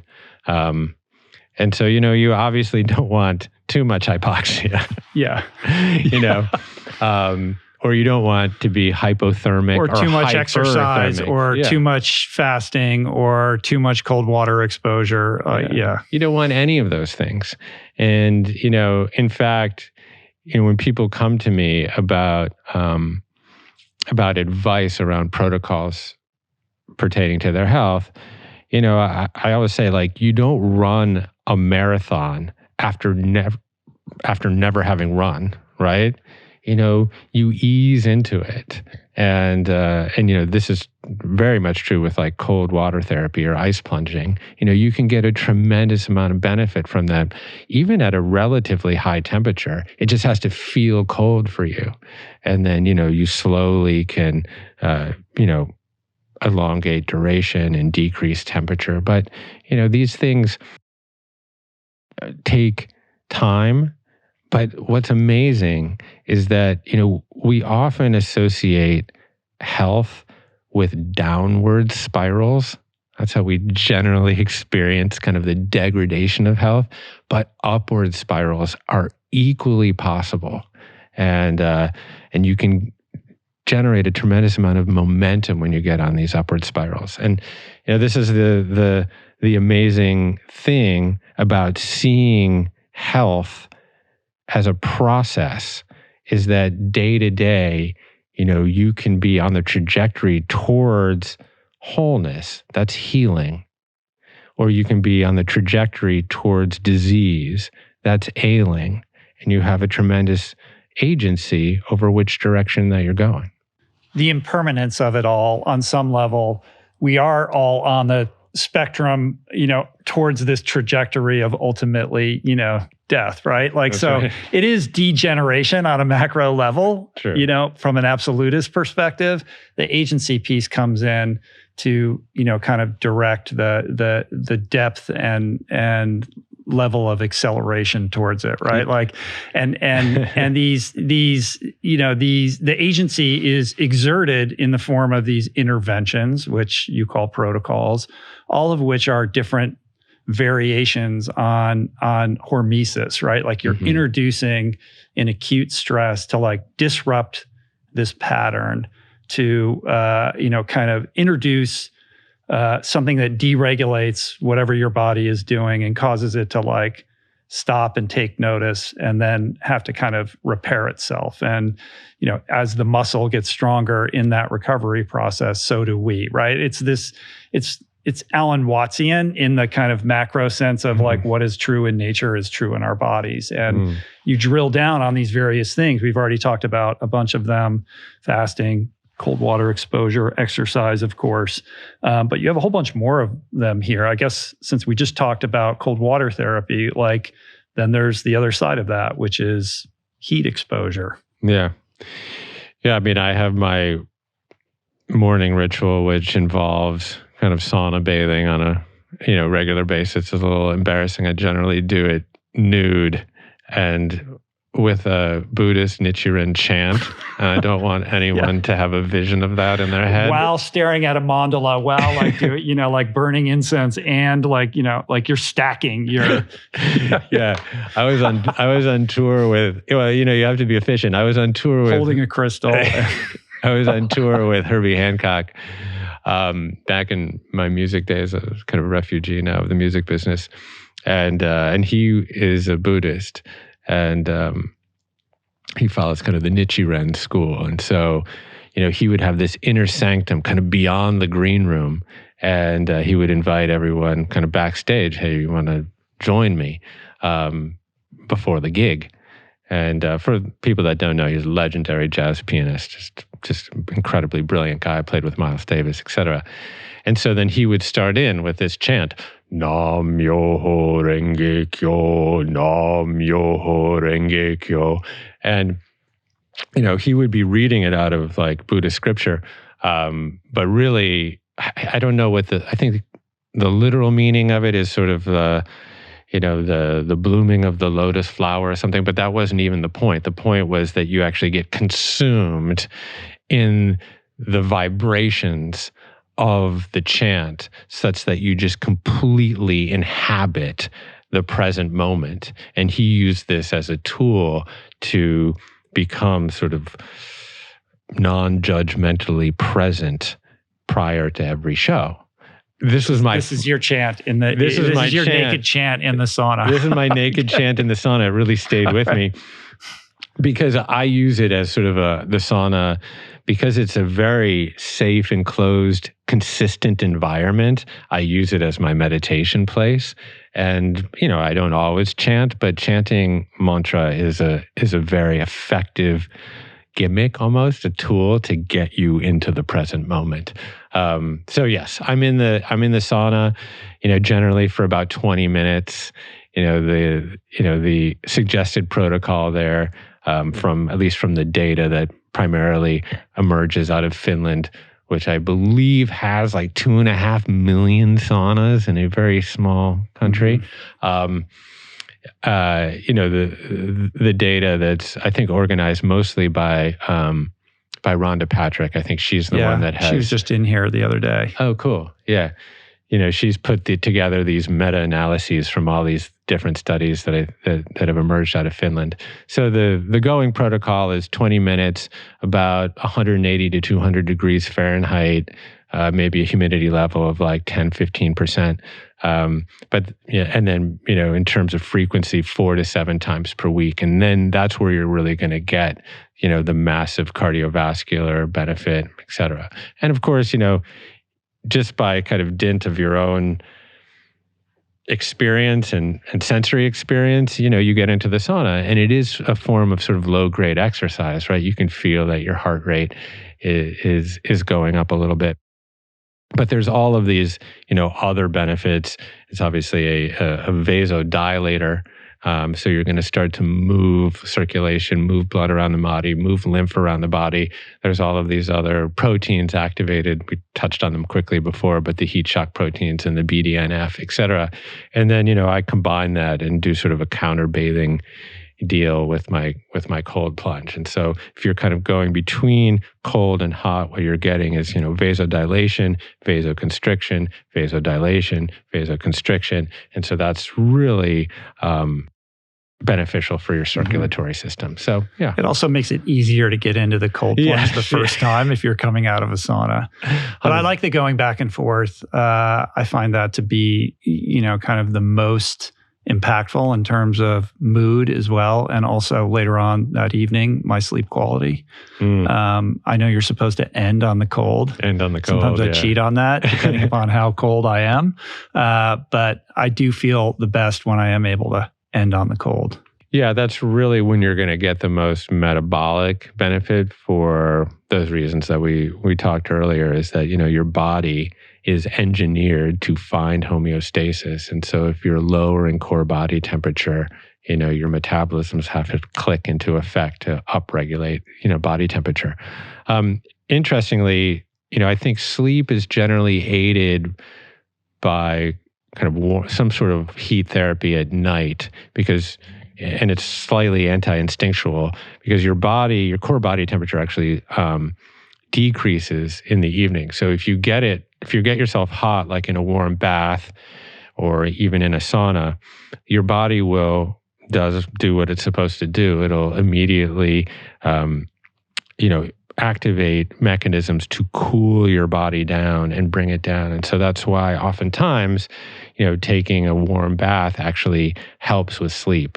Sometimes people attribute that to, Epsom salts or magnesium, et cetera, but it's really more to do with your body's relationship with temperature. Mm-hmm. We don't have time to go into all of the protocols, but, just in terms of kind of flagging them, you talk about red light therapy, which is super interesting. Then, of course, the protocol of interrupting our attention deficit disorder to work on focus. And, that comes, of course, with mindfulness practices and meditation. We talk a lot about that on this show.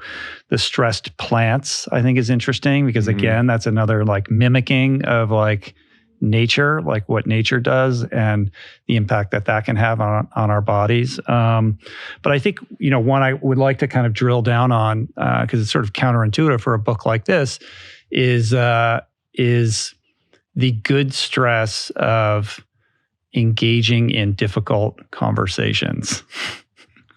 Because I think this is something, that we're all kind of debating in our own minds right now. I think, in this moment of division, where it does feel like there's an edge that wasn't there, it's easy to kind of retreat from having challenging conversations. But the community that we're trying to engender in our lives, that's so much of your thesis and a part of what it is to, feel whole and be a human being, is sacrificed in our unwillingness to kind of engage in that activity. And I know I feel my own resistance in it, with doing that.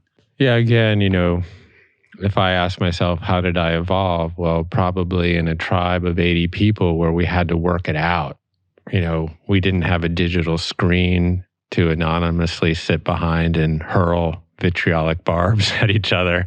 We actually had to work it out face to face. I sort of unwittingly got myself into a whole series of very, very stressful conversations. So it was a little bit trial by fire for me, because as I freely admitted earlier in the show, I was a people pleaser. So right. I was this is the most uncomfortable experience for a people pleaser. Totally. Where you're avoiding conflict really at all costs. And that's the way I spent really the first almost 5 decades of my life.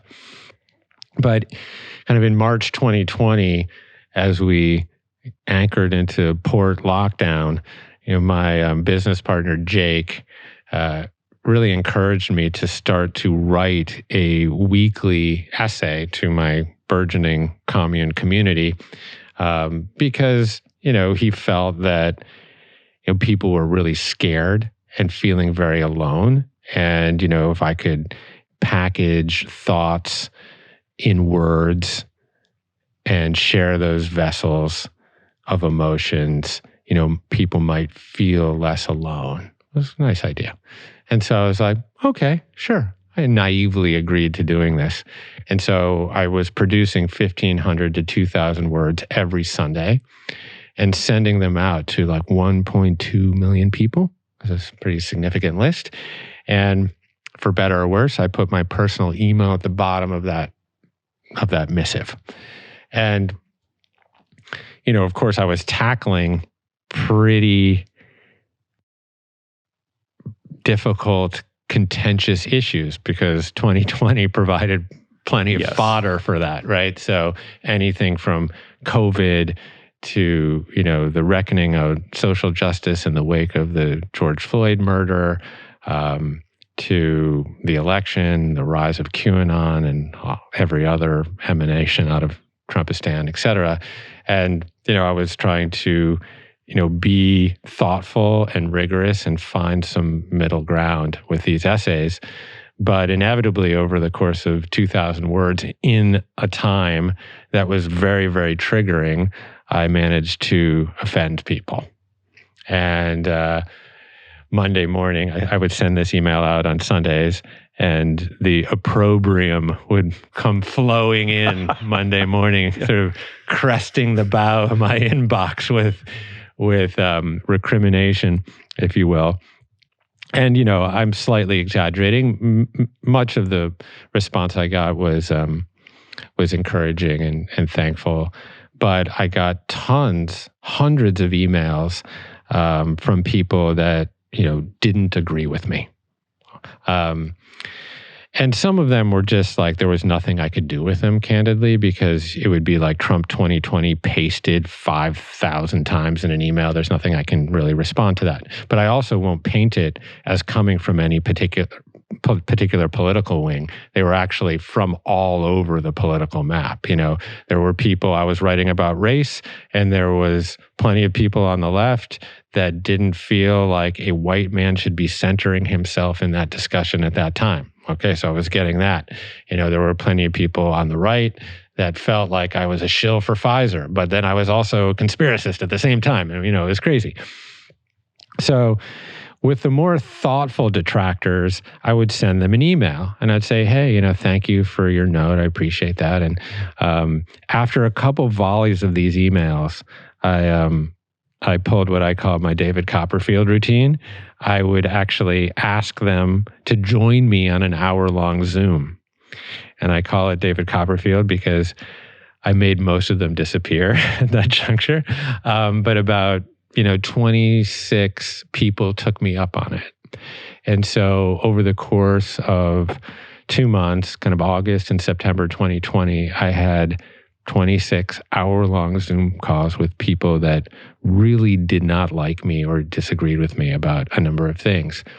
And initially, I didn't have any training in nonviolent communication, or, subsequently I got schooled in that whole field of Marshall Rosenberg, who did this in kind of the most immiserated parts of the world and, brought, tribes together around this technique for having compassionate, empathetic conversation. I was just kind of going in cold. And I'll give you like an example. So like in August 2020, I think I wrote an essay about COVID. So there was a lot of data coming out at that juncture that, the people that were most severely afflicted by COVID that ended up being hospitalized or, died tended to be people with multiple comorbidities or obesity or diabetes. And elderly. Or elderly, yeah. So I wrote an essay about that topic. And this was also right during the body positivity movement. Right. I mean, that was third rail at that time. Yeah. And so I got just a lot of, particularly women, that felt like I was like fat shaming people. And of course, growing up as a fat kid, I thought I was, very, very sensitive to that issue. And I was just writing a sort of rigorously researched essay. But whatever, I offended people. So I started getting on these Zoom calls. And it was so interesting, Rich. I mean, the pattern of these Zoom calls basically just repeated themselves over and over again. I would get on the call, and at this juncture, like, people weren't as good at Zoom as they are now. So we'd be like jabbing at buttons and stuff. And then there would be, the exchange of a couple pleasantries. And then I would generally sit there for 45 minutes and not say anything. And people would essentially just gish gallop their entire life story about me, their relationships with their pets and their children and their spouses. And, really kind of what I learned through this experience is that people were just so desperate to be seen and heard, and that I was providing an opportunity for them to be seen and heard. And I was doing that in a relatively like safe set and setting where they felt, trustworthy. They felt like that they weren't going to be attacked. And, over time, as I got better at this process, I started to kind of annotate areas of convergence in my life as they were telling me their life. And so, oh yeah, they have daughters too. And oh yeah, they, were born in Chicago and they drove cross country and their car broke down or whatever. And so finally, when they had exhausted themselves, I would essentially bring up these areas of convergence. So it's like, oh, so funny. Like, I have daughters too, and mine are about to go off to school, and I'm not sure how I'm going to manage that and stuff like that. And what I was doing kind of unwittingly was really seeking connection and not seeking solution. And many, many times, Rich, we never actually got around to discussing the original issue that had put us at loggerheads. We just found some sort of deep level of human connection. And I basically built this kind of whole Rolodex of frenemies, because I was talking to people, rural voters who were super Trumpers and, who were really just telling me about the quality of their lives, about, working, 2 minimum wage part-time jobs, not being able to afford their insulin, living in towns with like boarded up main streets, like shopping for all of their food at 7-Eleven, kind of this, in some ways, really sad stories that people would tell me about their lives. And so I really developed, candidly, a tremendous amount of empathy and compassion for those people. And from kind of that experience of connecting with so many different people, I built kind of a protocol around having these stressful conversations. And part of which was building my own psychological immune system. Because I was very susceptible to insult for most of my life, as a people pleaser. It's like, and so, when I first embarked on this process, when people, would call me like a libtard or an asshole or be like, unsubscribe, you dick, or whatever, all the emails that I get, I would take that quite personally, and I would be very defensive, and I would be up all night, concocting various rejoinders and rebuttals and like driving myself crazy, like holding that ember of resentment, waiting to throw it and getting burned all the time. But over time, I built my psychological immune system very, very similarly to how you build your physiological immune system. So if you think about that, we build our physiological immune system through low-grade exposure to viruses and bacteria and pathogens, and they enter the body. This floating brain of the immune system sees, some sort of insult and, starts to wind up different proteins that then we know as antibodies that then neuter that particular insult, that pathogen. And, through the miraculous immune system, has a memory such that these B cells can produce these antibodies if they ever come into contact with that pathogen, that virus or bacteria again. And so in a very, very similar way, I built my psychological immune system through low-grade exposure to quite a bit of insult, to the point where I start to look forward to being insulted. In fact, sometimes people would send me these emails. I'd skip the laudatory parts and I'd get into the place where, that were recriminatory, because I really started to lean into the discomfort of it.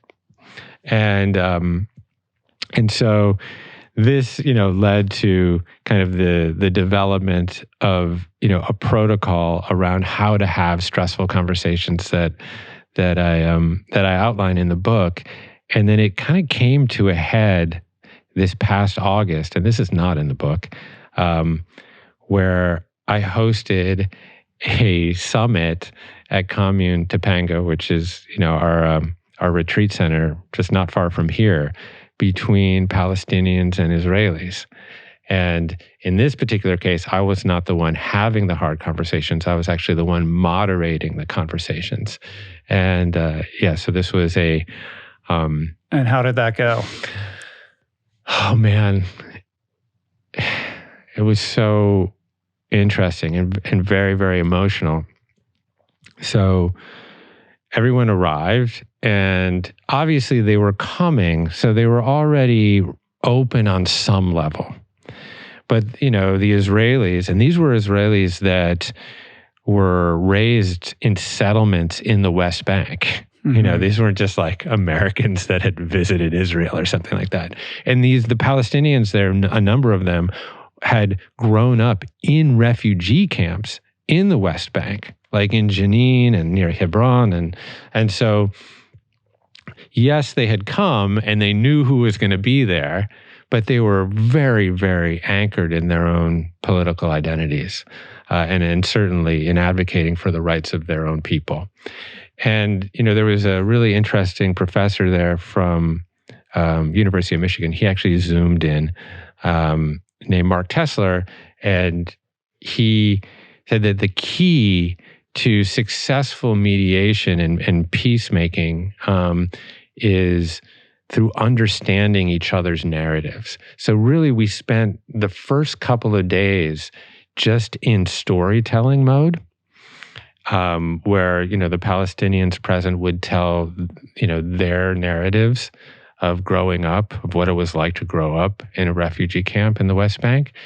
And then, the Israelis would get up, and these were all students, I should say. These were all students from Columbia, Brown, and UCLA, and they were actually the students that were leading the movements on their campuses. So there was that extra level of intensity that was just coming out of the whole season of encampments that happened on college campuses. So after a couple of days of sharing each other's stories, I started to pair up the Palestinians and the Israelis at a table very, very much like this one, except I was sitting in the middle.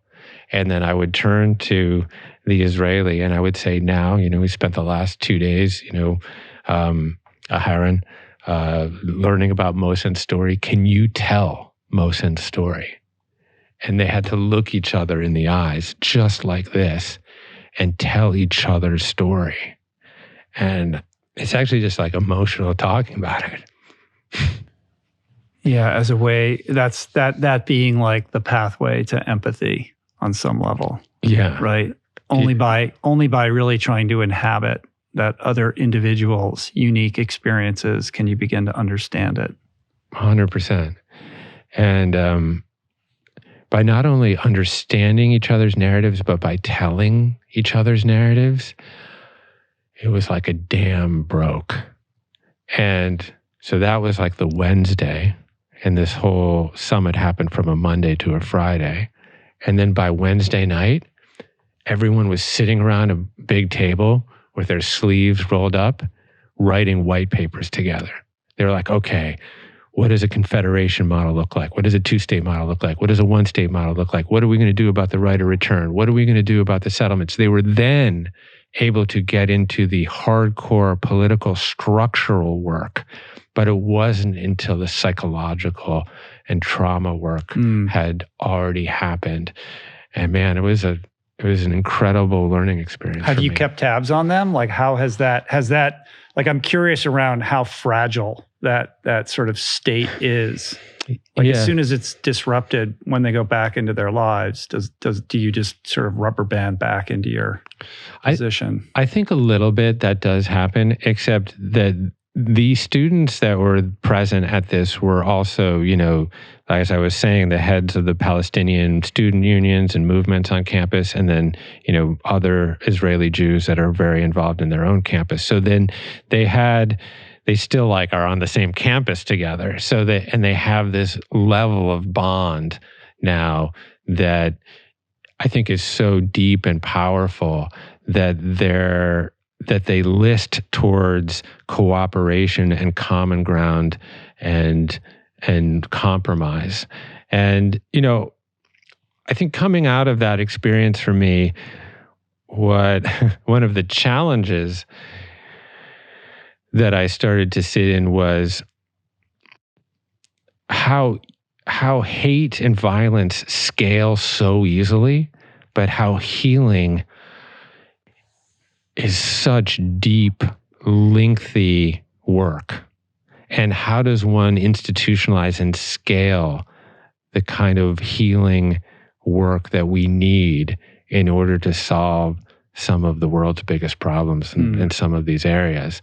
So I started to think about it in terms of actually creating structures for the work to then bring back into these campuses such that more environments like the one that I created for a very short period of time in Topanga, could be replicated within the campus environment. And the students at Columbia have largely done that. That's a worthy investment of your time, I think, pursuing that. Thankless, probably, and very difficult. I guess the punctuation there is that we tend to avoid these stressful, hard conversations because they're so easy to avoid. But we really have to ask ourselves, what is the opportunity that sits on the other side of them? Because it's often these very, very thorny conversations that stand between us and the world that our hearts imagine is possible. And if a Palestinian and an Israeli can do that, can you not do that with your sister or your spouse or an ailing parent? Just think about how important that stressful conversation could be. On some level, all the growth is on the other side of, whatever it is that we're avoiding, right? And in the context of a difficult conversation, the avoidance is a function of some, emotional wound, right? That we perpetuate through that avoidance, and will never be healed within ourselves until we can compel ourselves to engage in that sort of thing. But the bigger gift is the kind of domino effect or the downstream impact of those conversations, which ultimately, we avoid them because we think that they're going to separate ourselves even further from other people. But it is only in doing them that we are kind of brought closer together on the other side of that, right? Yeah. It reminds me of Susan David's work on emotional agility. She says, discomfort is the price of admission for a meaningful life. And it's easy to restrict our idea of that discomfort to the physical things like the exercise and the diet and, all of that. But the real richness is in the emotional discomforts, right? And that's really, we can go down all the stuff that is sexy, but honestly, the real work is in this emotional landscape because it's amorphous and easy to avoid and easy to overlook. And even more so when we're like, yeah, but look at my diet and look at what I'm doing every day to like introduce all of these discomforts in my life. Sometimes that is a way of it's an avoidance technique in and of itself to avoid those other things. I 100% agree. 100% agree. I mean, what started honestly as a physical inquest became a psychospiritual inquest. And, while I would say that these good stress protocols are obviously incredibly beneficial to human physiology, what they can offer in terms of emotional regulation are way, way, way more important.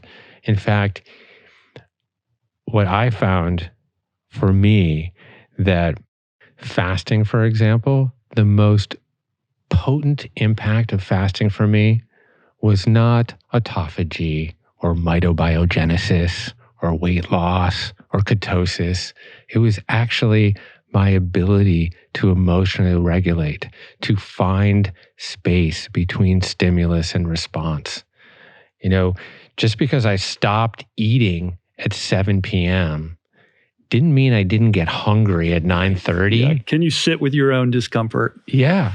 And how do you apply that in other areas of your life? Totally. Yeah. And instead of just mindlessly walking to the cupboard to assuage some sort of, discontent, I actually had to witness the source of the stimulus and ask myself, is this hunger a biological need or a psychological or emotional desire? And when I was forced to actually find the space to witness that, it was almost always emotional or psychological. I was bored, someone insulted me, and I was eating my feelings, right? And because the calories that are, engineered to hit your bliss point are right there, it is so easy just to fall prey to them.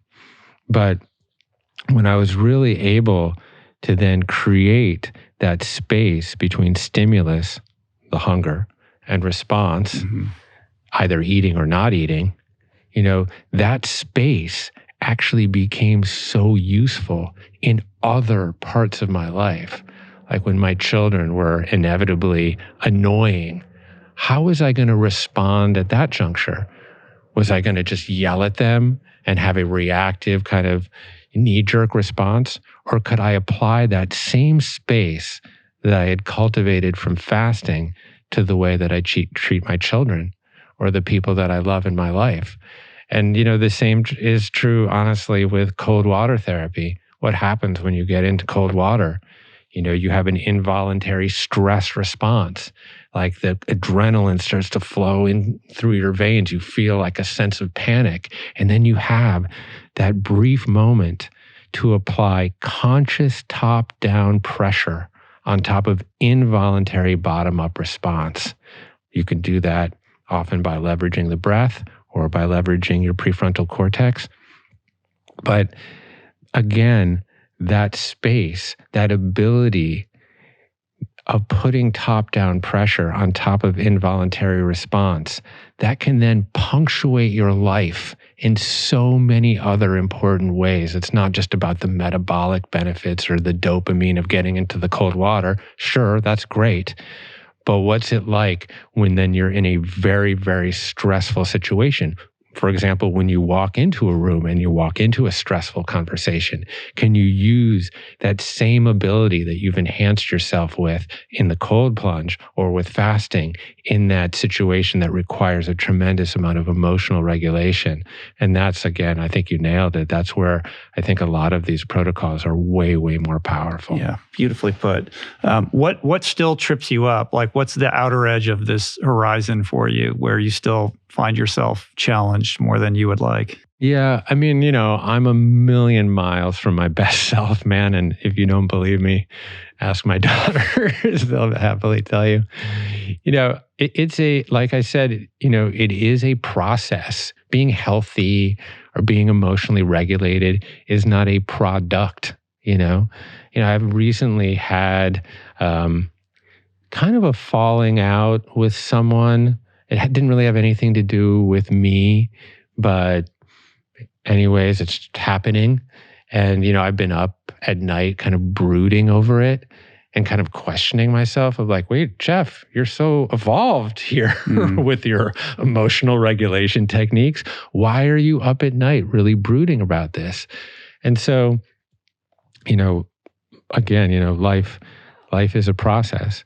I think the most kind of challenging thing in my life right now is sort of a product of kind of where I sit just within my family. So I have children who are, well, they're all teenage girls. God help me. My eldest is 20 now, and then I have aging parents. And so I'm sort of in this kind of in-between stage, sort of caring on some level for both of them, and confronting elements of inevitable mortality and transience, and kind of navigating that as I see my parents, get older and older. And I think that, this really kind of speaks, I think, to the ultimate challenge, or potentially the ultimate target of the spiritual and examined life, is how we manage our awareness of our own mortality, or freedom from the fear of death, I suppose. And that is something that I'm thinking about a lot right now.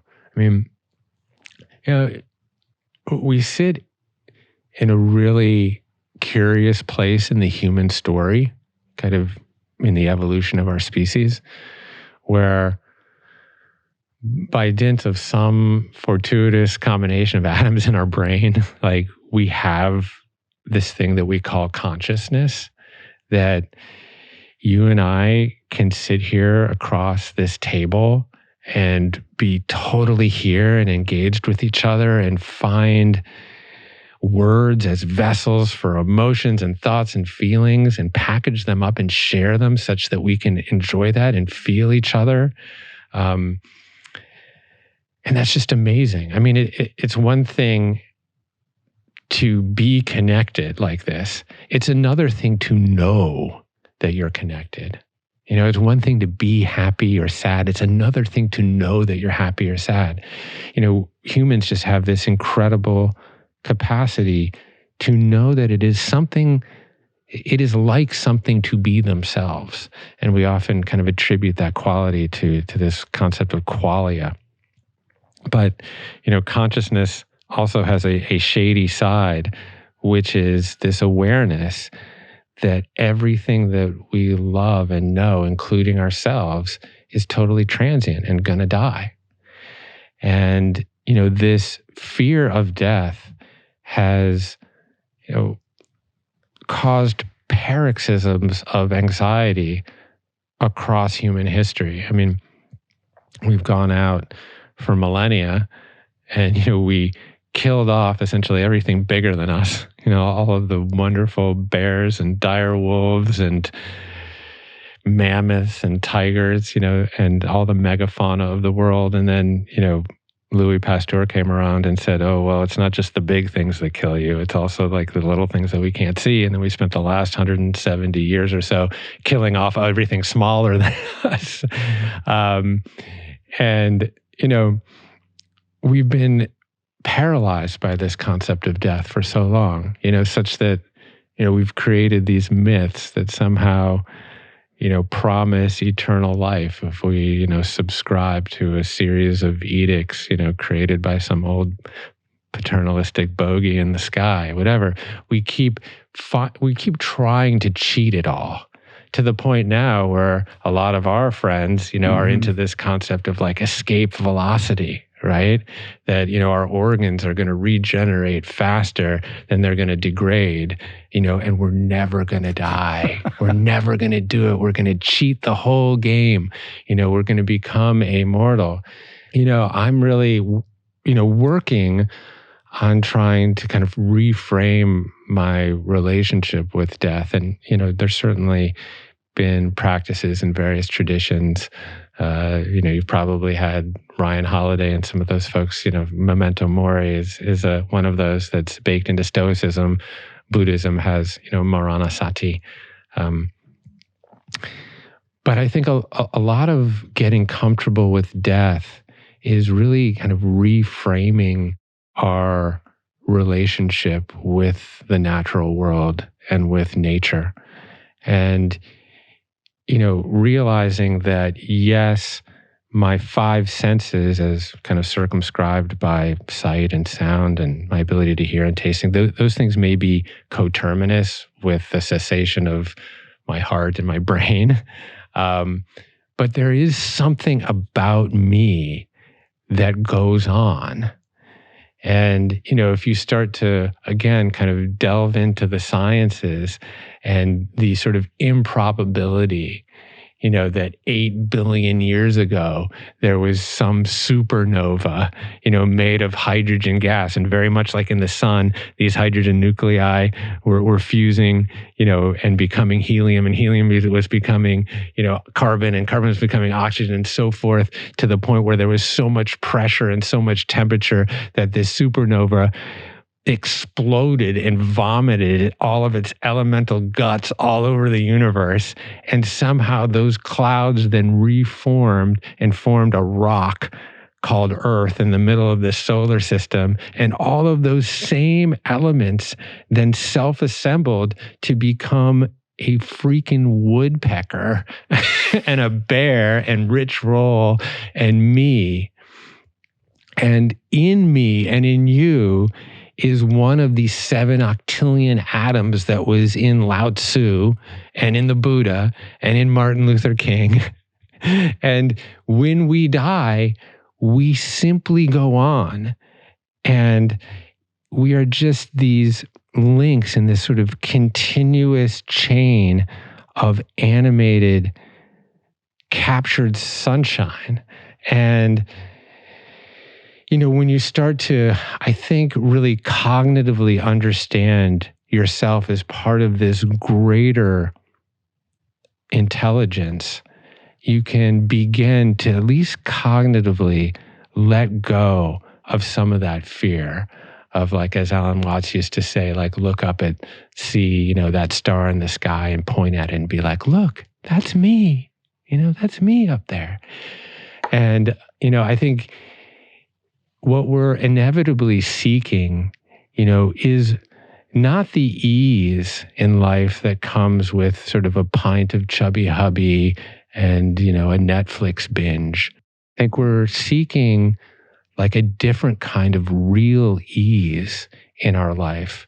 And we tap into that kind of moment to moment, when you're running or when you're in some sort of creative activity or some sort of collective enterprise. Sometimes we associate that with flow state, right? Like this true ease of like awareness of yourself and body and space and some sort of transcending outside the fluctuations of time and space and location and form. And then you're just kind of pure essence for just that one brief, tiny moment. You're it. You're all there is. You're the entire universe experiencing itself in the here and now as your organism. You actually feel that, and then it's gone.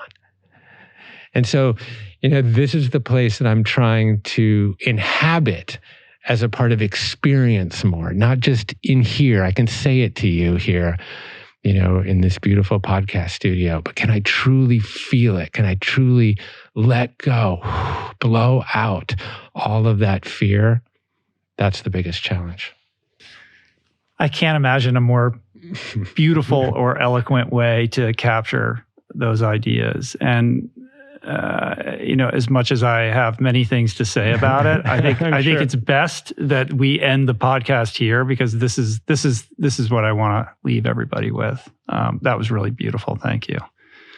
I have tremendous respect for the work that you do, the rigor that you bring to the work, all of the synthesis of which is found in this beautiful new book that I think is incredibly helpful and, again, very well written. So thank you for your gifts, my friend. And I think we should point out, though, just in the event that people might be confused, you have this place in Topanga that is called Commune. Yeah. But I think people might be like, is he running a commune? Like, who is this guy? He's like doing all this stuff. He is literally running a commune, this guru across from me. So it is called Commune. Your podcast is called Commune. You have a digital platform called Commune where you have courses and you have filmed lectures with all of these very interesting people. But it is not, in fact, a commune. I can say that as somebody who's been there. Yeah. Unless you think that you may be attacked by a wild group of hippies on acid. No, I'm sorry. That's not going to happen, sadly. We use the physical property to host retreats, generally around yoga and spirituality, or in some cases, longevity and physical health.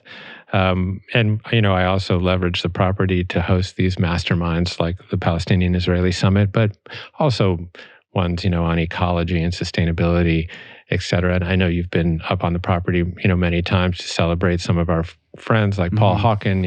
We've done book releases up there. And then we also use it as a production facility. So we film, all of our courses. I think we've filmed 150 courses up there now that sit on the online platform. And then, I do host a number of my of the podcasts up there. But, Rich, I just want to say before we conclude, you've really just served as the model exemplar of like a rigorous and thoughtful human being for so many people, but specifically for me.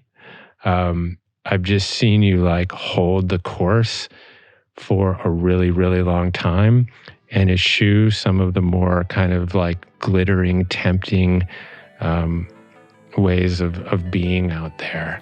And I really just have tremendous respect and thank you for your footprints in the sand. I've tried to follow them. Appreciate that. Thanks, man. Until next time, let's do this again. Yeah. This was great. Awesome. To be continued. Peace. Plants. That's it for today. Thank you for listening. I truly hope you enjoyed the conversation. To learn more about today's guest, including links and resources related to everything discussed today, visit the episode page at richroll.com, where you can find the entire podcast archive, my books, Finding Ultra, Voicing Change in the Plant Power Way, as well as the Plant Power Meal Planner at meals.richroll.com. If you'd like to support the podcast, the easiest and most impactful thing you can do is to subscribe to the show on Apple Podcasts, on Spotify, and on YouTube, and leave a review and or comment. This show just wouldn't be possible without the help of our amazing sponsors who keep this podcast running wild and free. To check out all their amazing offers, head to richroll.com/sponsors. And sharing the show or your favorite episode with friends or on social media is, of course, awesome and very helpful. And finally, for podcast updates, special offers on books, the meal planner, and other subjects, please subscribe to our newsletter, which you can find on the footer of any page at richroll.com. Today's show was produced and engineered by Jason Camiolo. The video edition of the podcast was created by Blake Curtis with assistance by our creative director, Dan Drake. Portraits by Davey Greenberg, graphic and social media assets courtesy of Daniel Solis. And thank you, Georgia Whaley, for copywriting and website management. And of course, our theme music was created by Tyler Pyatt, Trapper Pyatt, and Harry Mathis. Appreciate the love the support. See you back here soon. Peace. Plants. Namaste.